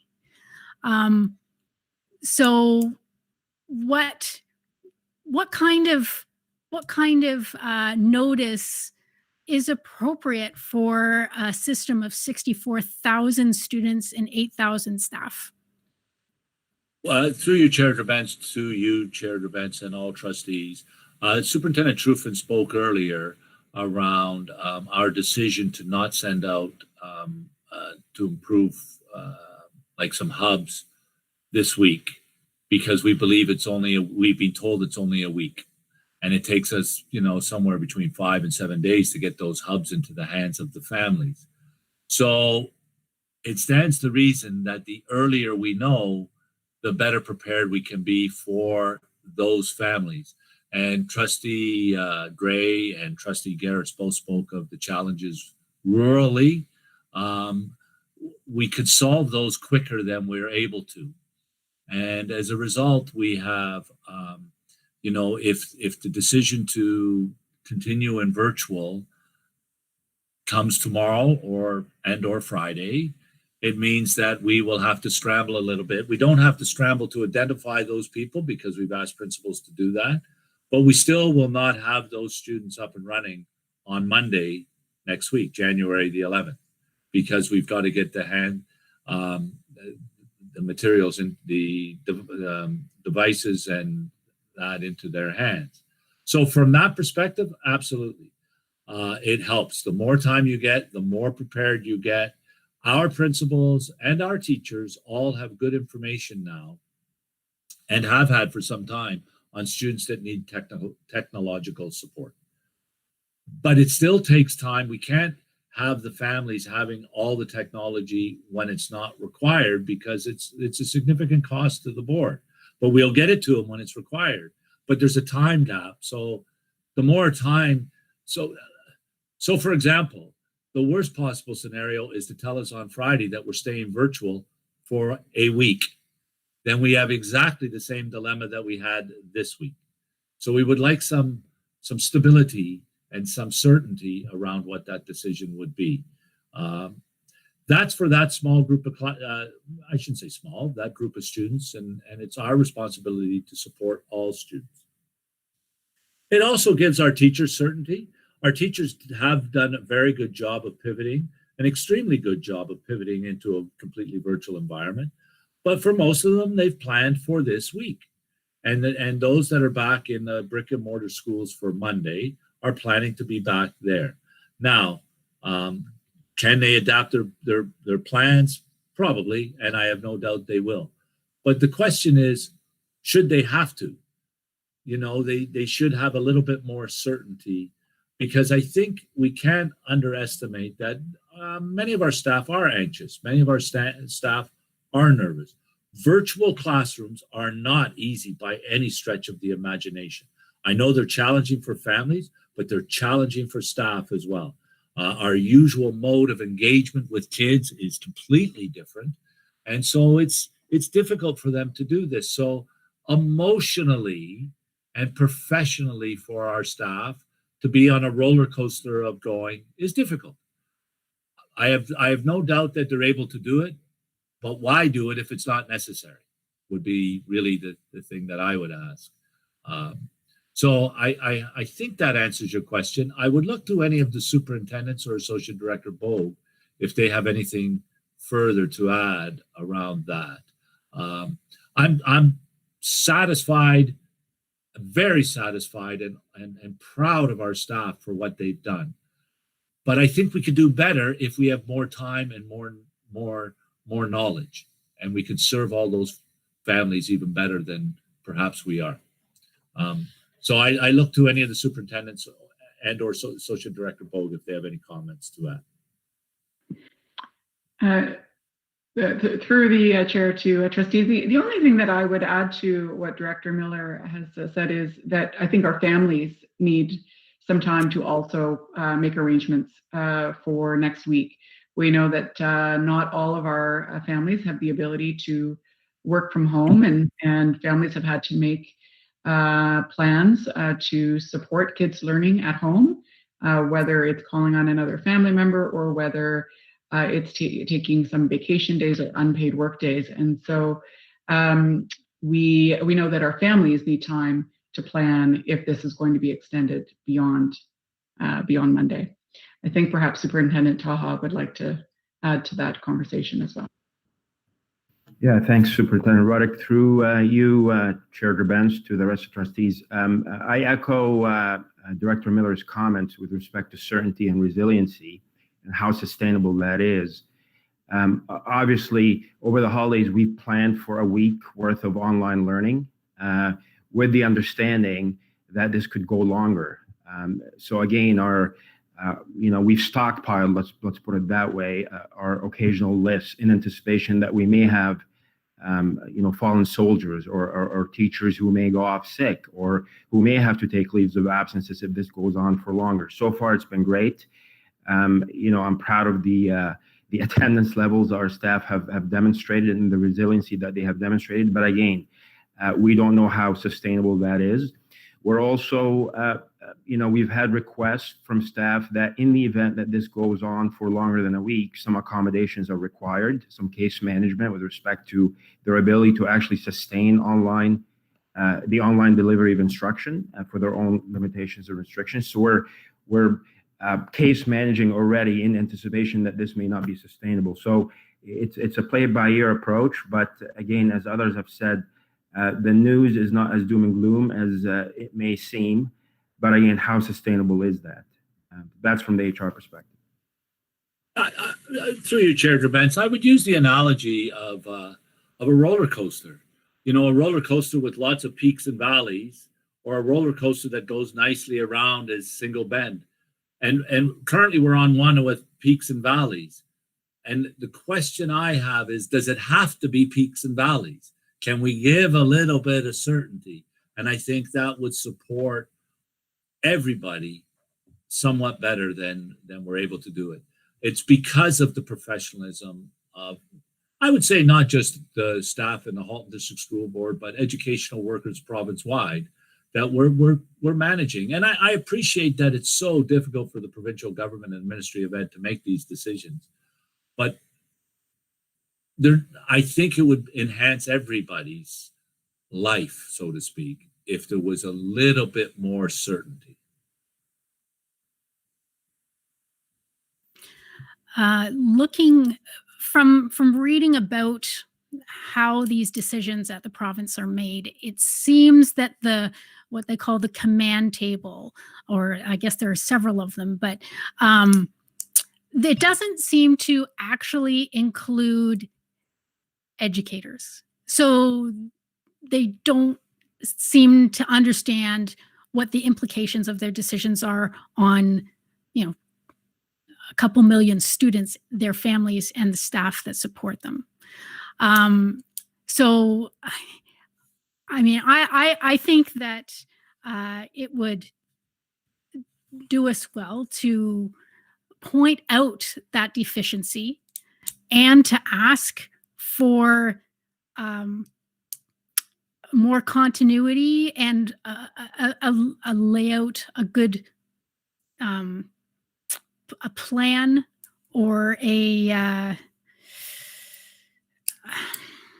that they give notice when there's extensions or when there's change in mode that is going to happen for staff, for students, for families.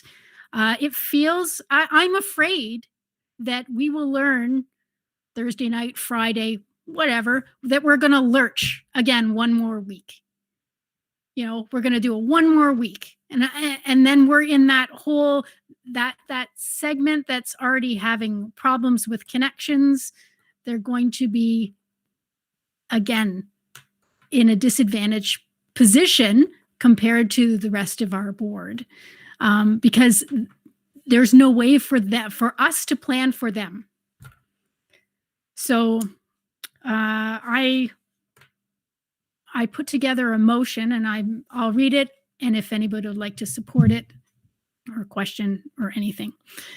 So the motion is, be it resolved that the Board of Trustees direct the chair to write a letter asking the Minister of Education and Premier of Ontario to add educators to the provincial COVID-19 command table, as they either neglected to envision or were unaware of the ramifications of making lockdown announcements after the school holiday break had begun, which affected millions of Ontarians, and to please provide school boards and the general public significant notice of extension of virtual learning or change of regional or provincial, learning modes.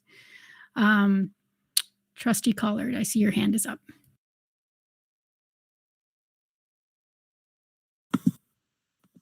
Yeah, I think the motion is good. But I think some of what you've said should be in the preamble or in the comments section and not in the motion itself. I think it may be seen as inflammatory. So I would appreciate it being truncated. I can't remember the exact word, but it was to write the letter to add educators to the table, I think was where I thought it should be truncated, so as not to be viewed as inflammatory. I support it though, and I understand where your thinking was coming from.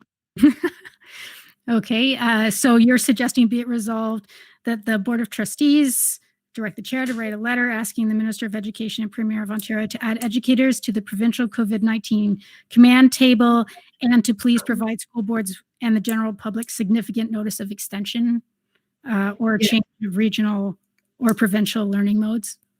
I actually think that would be two motions, because the one is adding the educators to the table, and the other one is providing the public with this sufficient notice. And I would be happy to second that. To second which one? Either, both, whichever. Okay. And Margot? Yeah, so I'm along the lines of Trustee Collard. There's the words of neglected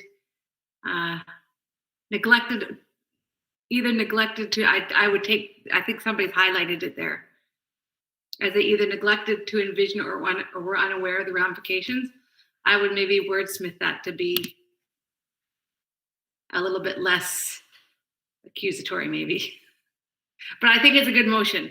I just don't know, my only concern is in writing the letter, it's Thursday tomorrow, and I just don't know, I don't know how, if there is a more expedient way. I just don't know how forceful it can be, being that it's already midway through our week and we have 2 more days. So that's my concern. Yeah, I understand your concern, and I would suggest that this probably won't be the only time that this potential decision will be made. So, are there any other comments on this at all? Trustee Gray? Yes, through the chair. Well, while we're at it, I'm a great fan of while we're at it. Is there any room in this motion to add a third point about the province improving the capacity of internet connectivity in rural Ontario? Or is that? I would be happy to have that included in the motions. As it seems to be growing. No, but I think that that's it's a very important point, and one that was brought up by parents and by teachers. Actually, I had a teacher contact me. Both she and her husband are in rural situation and have 2 kids that are expected to also be on synchronous learning, and their internet connection can't handle it. So it's a real problem. I mean, I sit here in my suburban home with access connection. There's all sorts of things going on here, but why can't the rural areas have something similar? Trustee Amos, I see your hand is up. Thank you. I'm just concerned that if we ask for too many things in a letter, that it all dilutes it all down. And so the connectivity for the northern area is very important, and it needs, I believe, would need to be a separate letter as opposed to a letter combined with for a motion about the consultation with the educational partners. And I also am wary about telling them who we should include at the table, but ask if they, ask if other partners could be consulted, and so that something to that effect. I mean, we do need more notice. I just don't want to tell them how to do it, if you know what I'm saying, because they'll get their backs up. So if we could ask them to consult with other potential partners, and that we need more notice in the education sector or something to that effect. So I believe the northern piece needs to be a separate motion, because I think if you include them all into one, you're going to lose something. Okay, I'm seeing 3 motions in a Google Doc here that I'm watching. Okay, this one. Be it resolved that the Board of Trustees direct the chair to write a letter asking the Minister of Education and the Premier of Ontario to consider adding educators to the provincial COVID-19 command table, and provide school boards and the general public significant notice of extension of virtual learning or change in regional or provincial learning modes. And be it resolved that the trustees direct the chair to write a letter asking the Minister and Premier of Ontario to, that one hasn't,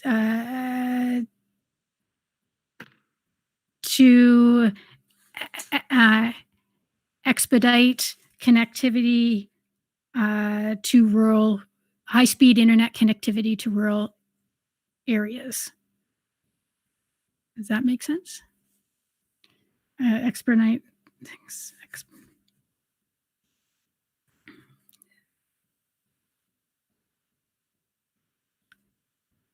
Expedite high-speed internet connectivity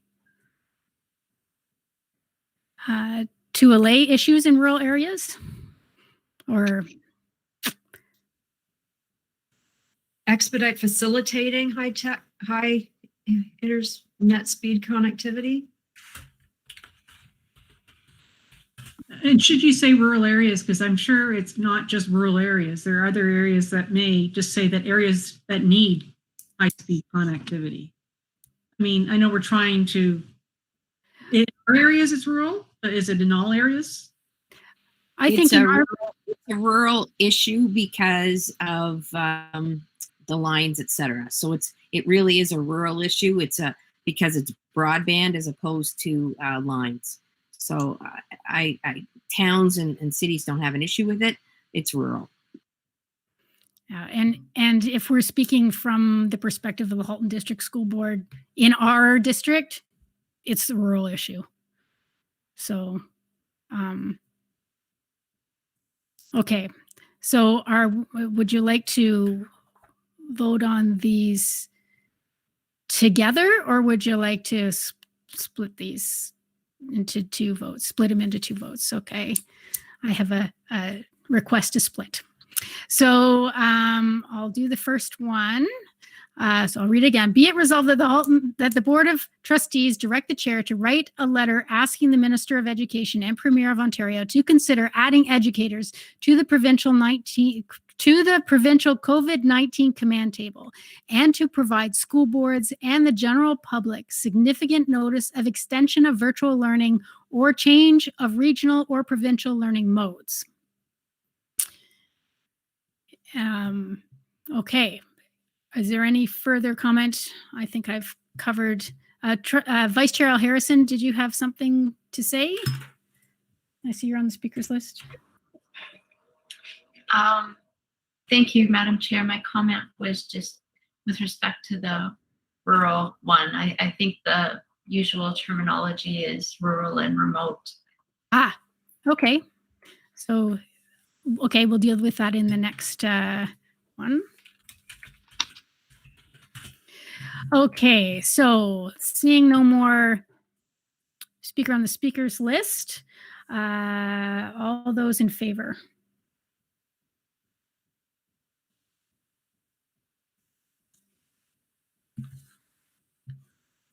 Of course.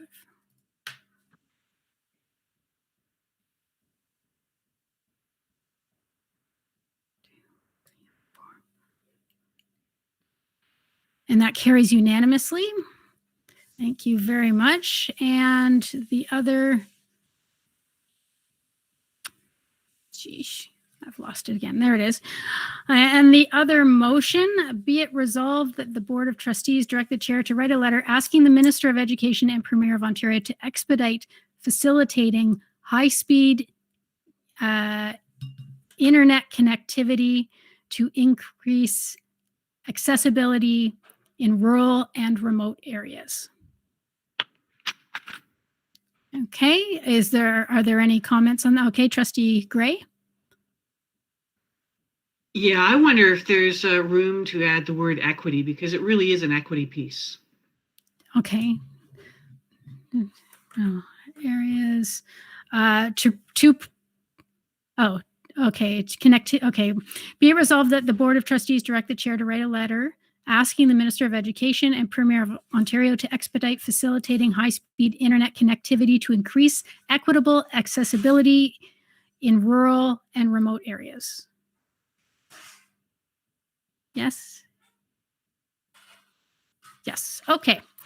Is there any debate or questions?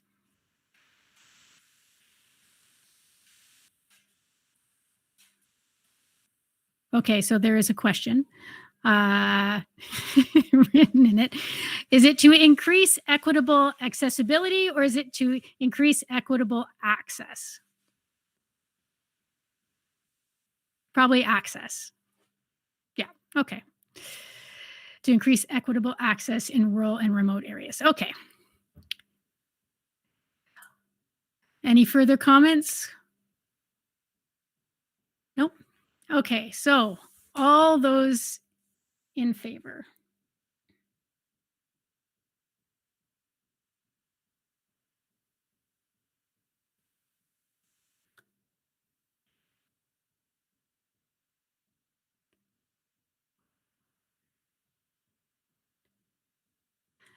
And that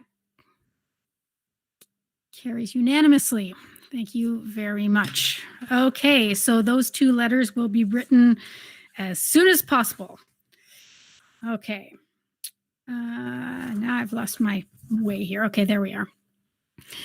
Okay, so now we are up to any further notices of motion.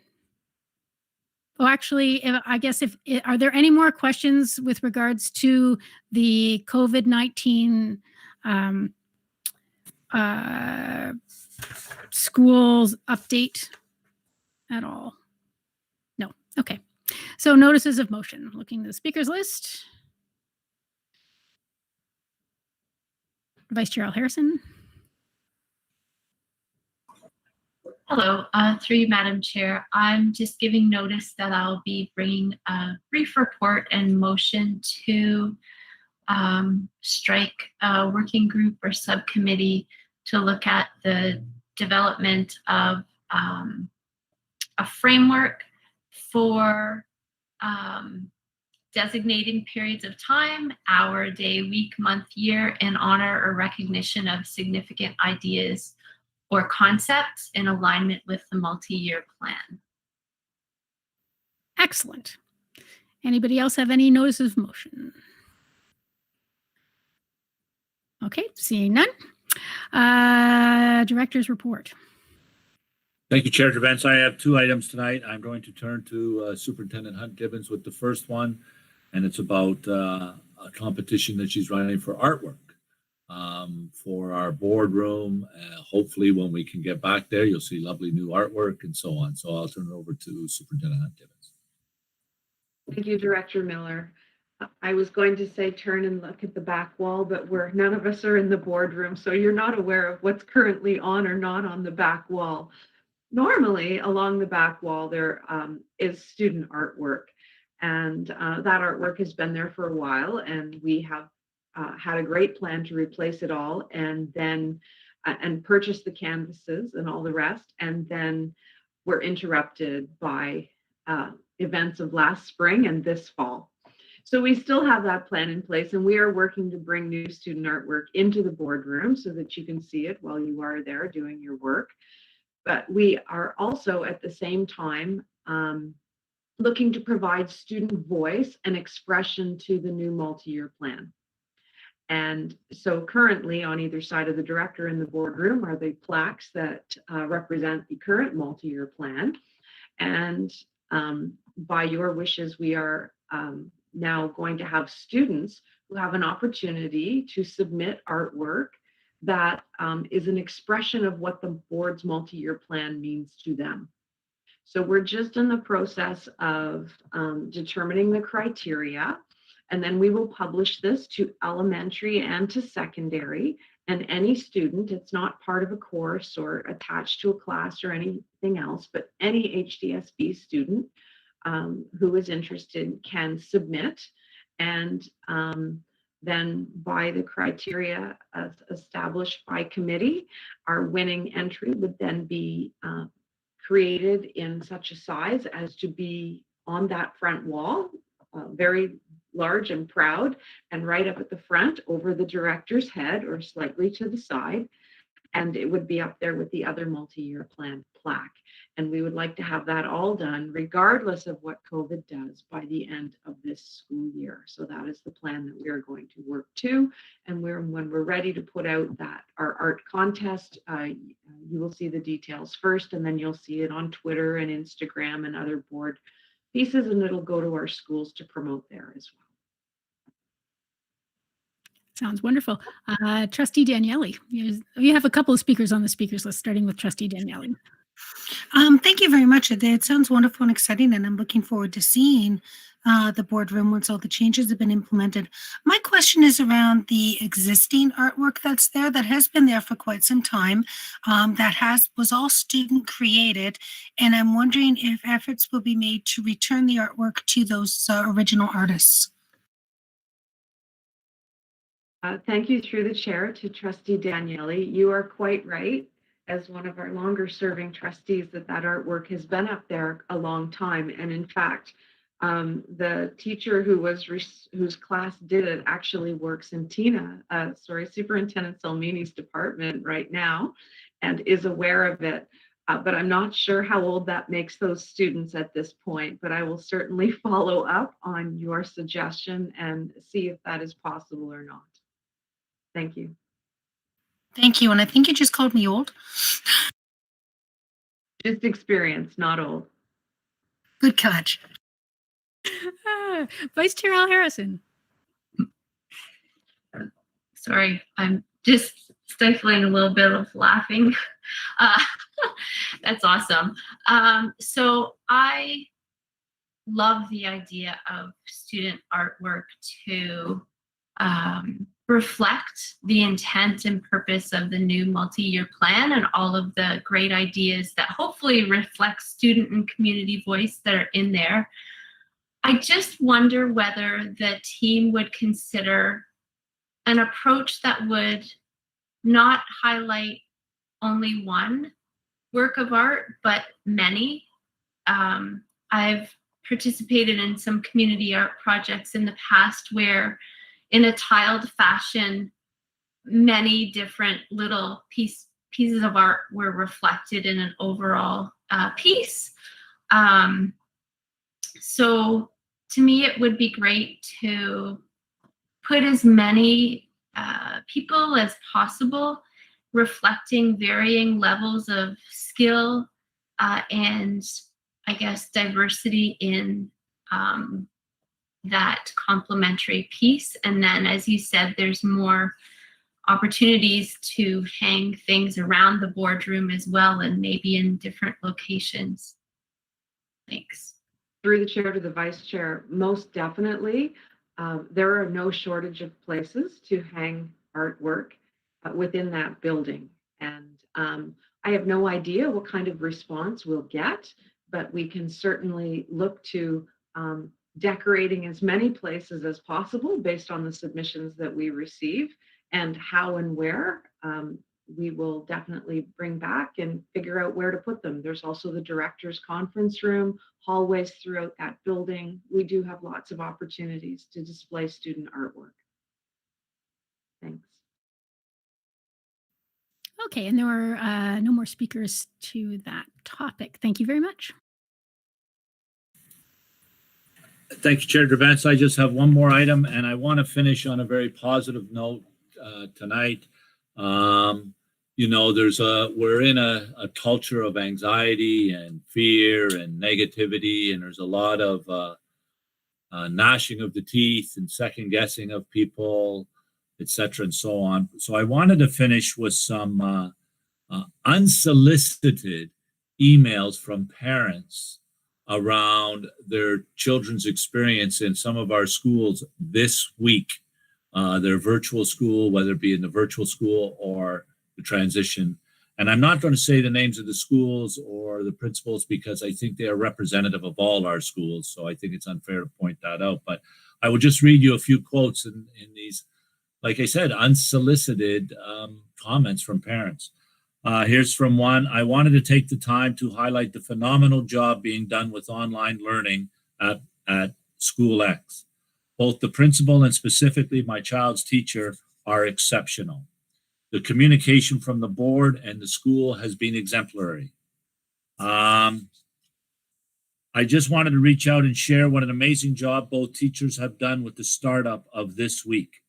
Both of my kids have been engaged in their online platforms and with their learning, and we are so pleased with how today has gone.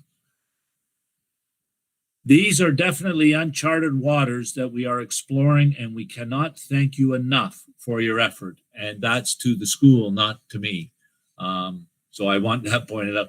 Not that I just think it's important that schools are aware of this.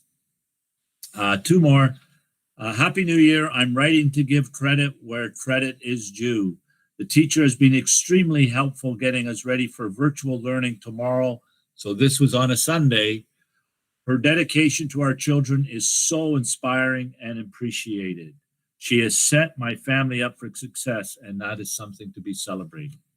And the last one is, today went incredibly smooth.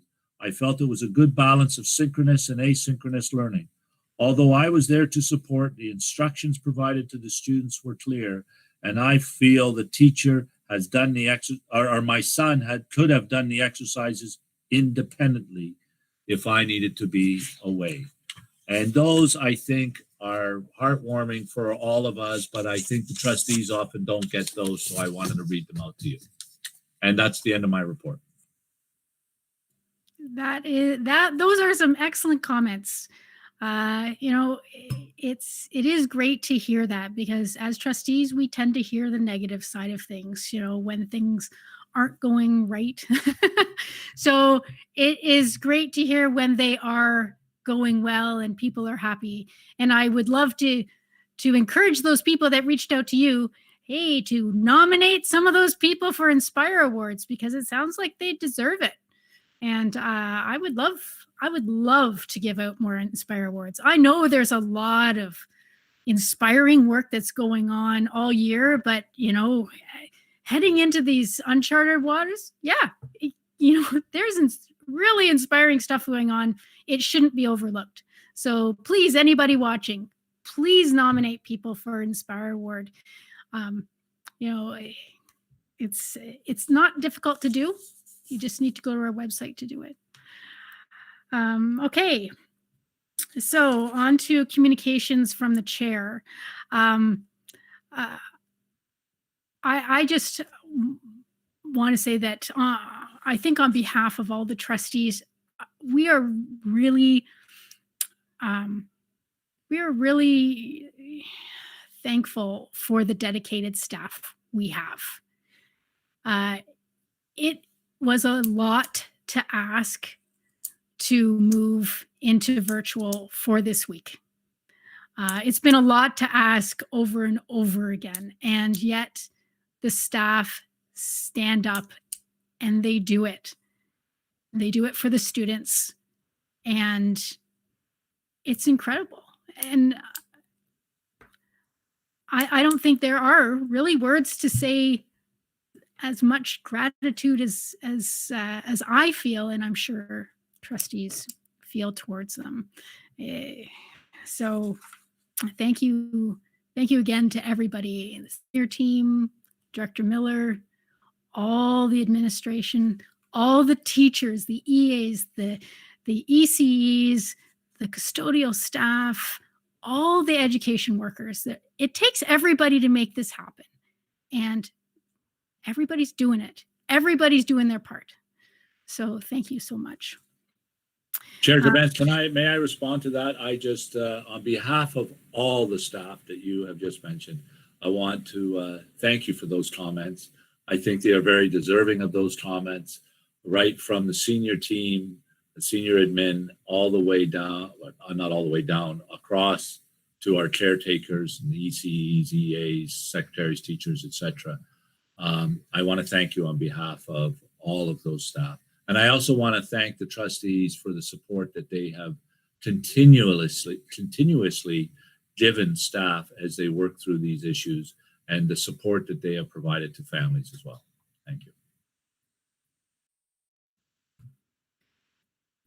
Okay. The only other thing I have to mention here is that according to a new directive from the ministry, we have to have public participation in our meetings in place by February. And that's not just our meetings. We have to deal with it in SEAC and PIC and audit. So we need to have a discussion about this at Committee of the Whole next week. And we need to invite the chairs of those committees to join us so that we can share the solutions to that technical. Right now, it's quite a technical issue more than anything. And we have received some information from legal as well, just to help us in that conversation. So we will be working through that next week. So on to committee reports. Are there any committee reports?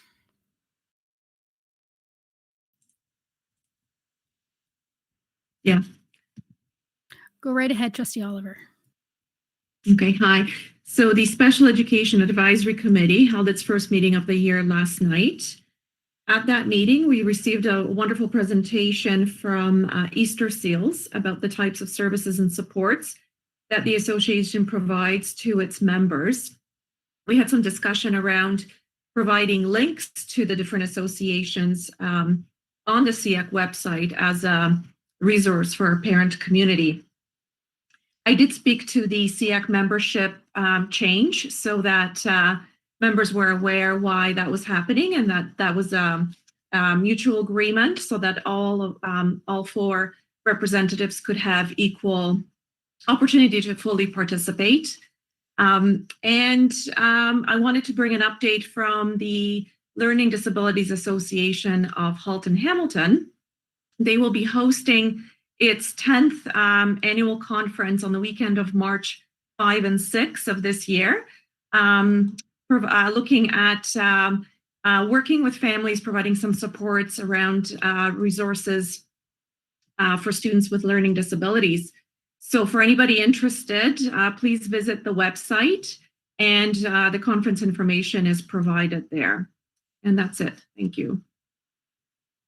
Thank you very much. And are there any others at all? I know this is, there hasn't been a lot of committee work other than SEAC. It's only day 3 of the new year. Okay, next is trustee questions and comments. Trustee Gray, go right ahead. Yes. Thank you very much. I have two things, so I'll go first with one and then come back on the list if I could. My first one is through the chair to Director Miller.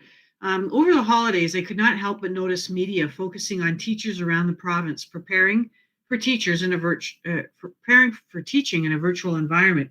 For some teachers who had been teaching in brick and mortar schools since September, it meant pivoting to deliver virtual online instruction using a skill set either newly acquired or still developing. I'm very pleased to have heard Director Miller's report of some of the comments that we've received and certainly the success that has been achieved so far. However, on Sunday, January 3rd, I wanted to make mention that Education Minister Stephen Lecce assured the public that, in fact, all teachers in Ontario received mandatory training in remote learning before the year began. My question is, were the elementary and secondary school teachers in the HDSP provided mandatory professional learning to support them in their ability to deliver virtual online lessons? And what supports continue to exist for those teachers who wish to continue improving their skills? Thank you. Thank you, Trustee Gray. Through you, Trustee Gray, I will pass that question on to Superintendent Solmini and Superintendent Hunt-Gibbons. I don't know which of them is going to go first. I can go first to start with the elementary. So through the chair to Trustee Gray, just before I answer the question directly, I too wanted to echo the comments we've heard this evening, thanking our staff across the system, because those stories that Director Miller talked about, I've heard them as well personally from administrators and from staff and from families. And so it's nice to hear all of those things. And we know that it's a credit to our educators who really have embraced a very difficult challenge and prepared and collaborated and worked hard. And it's their dedication to their students that has made a pivot, a difficult pivot, successful. So I also wanted to take the opportunity to thank our staff. So I know that in that letter in the Toronto Star, it also acknowledges the hard work of educators. And I guess I would like to say that for that, I am grateful that the author of that letter did acknowledge the work of educators. Unfortunately, there are some inaccuracies in the letter in terms of the guidance and support that educators have been provided with. So I think we'll take a little opportunity just to share some of the nuggets and highlights of what HDSP educators have had. So I'll start, and then Julie will, Superintendent Hunt-Gibbons will come in with the secondary.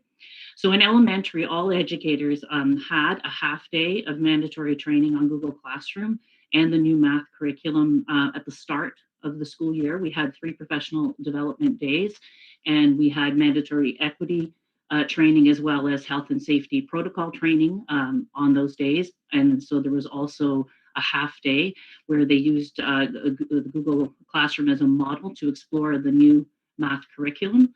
That was provided by school programs for principals to deliver at their schools. The actual day would vary depending on the school, because we allowed school teams to decide the order of the training and how it would unfold. But all teachers received that training as a starting point in terms of this school year. Having said that, we started training back after March 13th, and we had many offerings and sessions and things for our staff at that time. In the fall, we asked all elementary educators to create and maintain a Google Classroom for the purposes of use with students that may be off for a variety of reasons, but also so that they would start becoming familiar and using Google Classroom in the event that we had to pivot, and offered learning sessions and also personalized learning and support for people who came to the session. So I'll give you a couple of pieces. One is that we have a really user-friendly elementary online HDSP website. It's constantly updated with resources, guides, step-by-step instructions, recorded sessions, and it's quite dynamic, and we're constantly updating it to meet the needs that we're hearing from in the system. So that's something that has been accessed by many elementary educators across the system frequently, and we will continue to support them in that way and be responsive. It also offers a calendar of workshop offerings on a weekly basis so they can see what is available. We've offered workshops at various times throughout the day, trying to be responsive to the needs of the participants. So before school, throughout the school day, trying to get at people's planning time, because we know that they have planning time throughout the day, after school and into the evenings, where we offer sort of a 7 to 8 session for people, so that if they've got family responsibilities, those kinds of things, that they could access in the evening. We also have Ask Me Anything About Google, which are sort of drop-in sessions, which are catered more to the needs that are brought in that session. And so every group is different depending on what the participants bring as needs. We have office hours with all of our instructional program leaders, which would be specific to different subjects, divisions, grades, topics that people can sign up for, and then they can have more of an individualized support. And so all in all, I've had my team look kind of at what has happened. And since March 13th, we've offered over 398 now separate learning opportunities for elementary educators to access. And, you know, we'll continue to offer those opportunities and change them and modify them based on what we're hearing from the system as being learning needs for them.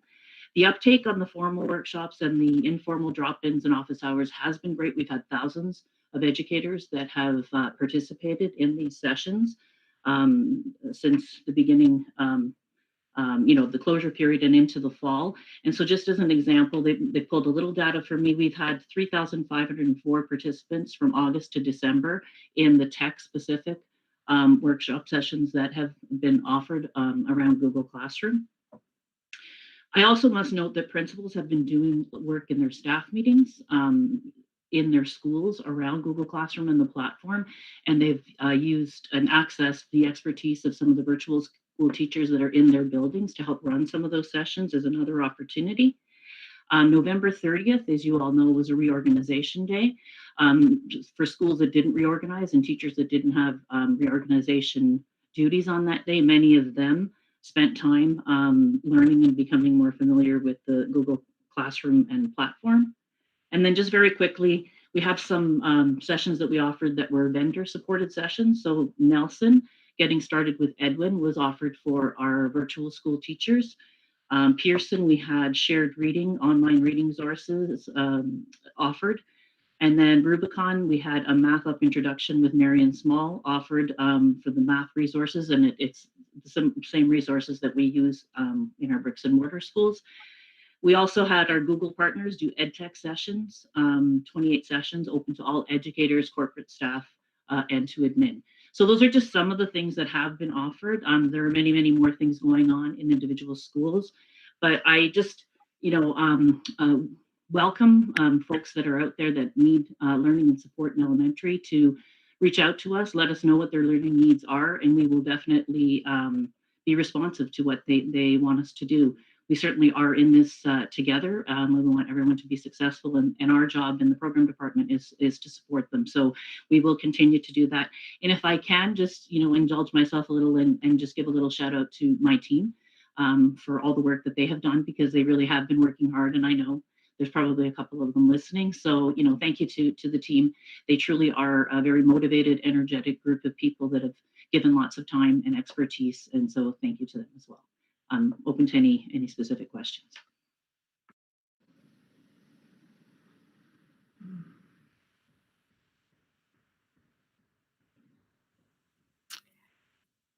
Superintendent Hunt-Gibbons, did you want to go ahead? Thank you, Chair Gerbants. I would. Thank you. Yes. Things are slightly different in secondary in that we use something called Brightspace.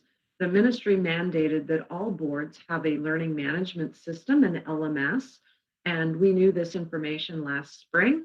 We selected Brightspace. It is the one that is endorsed in the province, and then we worked to ensure that our teachers would be ready for September. And our mandatory lessons actually started in June. We created 10 lessons that people could work through should they choose, 4 of which were mandatory and were done at the school level in schools, 1 per week in the month of June.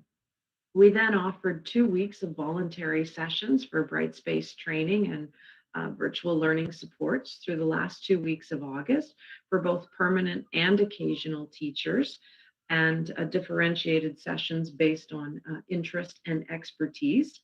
We created how-to videos as well as PowerPoints, and we archived those on our staff website so that anyone can go through and redo sessions as many times as they would like to. And we house all of them within the Brightspace section of my HDSB for staff. We also offer, much like our elementary part of the department, we offer weekly sessions, and those are very responsive in that we hear from our admin where they're hearing there is need within a building. We also talk to our local federation partners, and they tell us what their members are telling them about the types of supports they're looking for. And then we offer those sessions, and we offer them repeatedly. They're very well attended. I don't have the numbers the way Superintendent Salmini provided you with numbers this evening, because once we archive them and they're videoed, we don't know how many times people have done them, but we have never run an empty session, and we run sessions every single week, and we'll continue to do so, because as long as people are showing up, the software as well, because of course the Google tools are part of Brightspace, and Brightspace is beyond just the Google tools. It's more sophisticated than that. And it's very responsive as software, and they are always trying to improve it based on the feedback that they get from the users out in the province. Just yesterday, we put out an email saying Brightspace has introduced yet a new feature, and we're running 3 different sessions on showing you how you can use it and integrate it into your teaching, and we at different times so that people can do it when it best works for them, or do it on their own because we have videotaped it and or done a PowerPoint. So I do think that staff is very well supported. I will also mention that one of the shifters is dedicated to shifting to online pedagogies, and she works with members of the program department who are also fully dedicated to the support of online pedagogy. So thank you. That is the overview of what both departments have been doing. And as much as I appreciated the shout out to educators in that editorial, I too must say that I felt the need to speak up about just what supports have been provided to our teachers, because they are many, and we're very proud of the work that has gone into supporting people. Thank you. Thank you very much, Superintendent Gibbons and Superintendent Salmini. I think that this bodes well for public confidence in and also in sharing with the public at this time just exactly the in-depth training opportunities that have been provided by our board, and in the fact with the numbers being exposed tonight, just exactly the uptake of our staff and their willingness to continue to learn and grow in their abilities with online learning. So thank you both. Trustee Gray, there are no other speakers on the speakers list, so you can go to your second item. Yes, thank you very much. Through the chair, I hope that folks will indulge me, and it may seem like an infomercial in the information that I'd like to share at this time, but recently trustees in the Halton District School Board, and in fact across Ontario, received a little bit of an update from OPSPA, which is the Ontario Public School Board Association, on the activities that have taken place over the past year. And they're taking the opportunity just to, for the purpose of the public that may be watching tonight or that may be watching this this meeting in the future, taking the opportunity to summarize just a little bit and provide a little bit of information so that everyone can be educated on just the value of OPSPA and how our board responds very well and has taken on leadership opportunities over the years. So I just give me just about 2 minutes to share this information. As everyone in our Board of Trustees knows, we belong to the Ontario Public School Board Association, or OPSPA, as we use as a short form. OPSPA represents English public school boards and district public school authorities right across Ontario, serving more than 1.3 million public elementary and secondary students. Over the years, some of the HDSB trustees have been elected to serve on OPSPA committees such as the Education Program Committee and the Policy Development Committee. Leadership from HDSB trustees have also been demonstrated through the election of an HDSB trustee to sit on the board of directors, as well as the fact that for several years now, The Central West Regional Group, representing several Southern Boards of Education, has been led by our very own trustee, Donna Daniele. Why is the work of OBSPA so important to us? Simply stated, OBSPA as an organization represents leaders in the education sector and advocates on behalf of Ontario's English Public School Board system. For example, here is some of the things that have happened over the past few months through the activities of the Education Program and Policy Development Work Team. There's been a response to Bill 229 to protect and support and recover from COVID-19 Act. OBSPA has provided input into the government's plans for proposed expanded e-learning mandates for TVO. OBSPA has made a submission to the Minister of Education regarding the Child Care and Early Years Act and has continued advocacy of school board funding priorities and improving broadband and technology access. More recently, OBSPA has provided advice and comments to the government and the public on a number of COVID-related issues, especially as they relate to funding to alleviate financial pressures being experienced by the public school boards around the province. In conclusion, the work of OBSPA is seen as a credible voice of public education in Ontario and is routinely called on by the provincial government for input and advice on legislation and the impact of government policy directions. I joined the trustees in the Halton District School Board in appreciating being members of the Ontario Public School Board Association and for all of the work that they do to advocate on behalf of students in the province of Ontario. Thank you.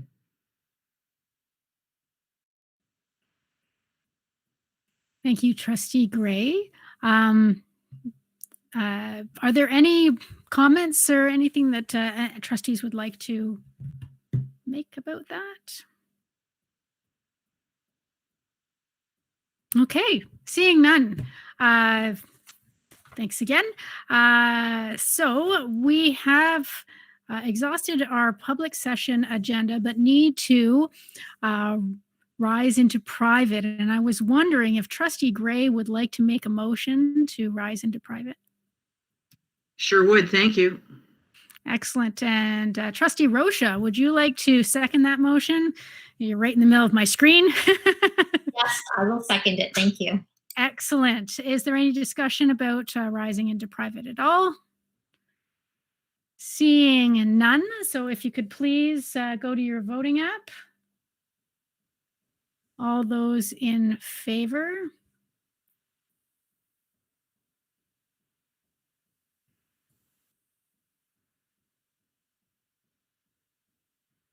And that carries unanimously. We are now in private session. So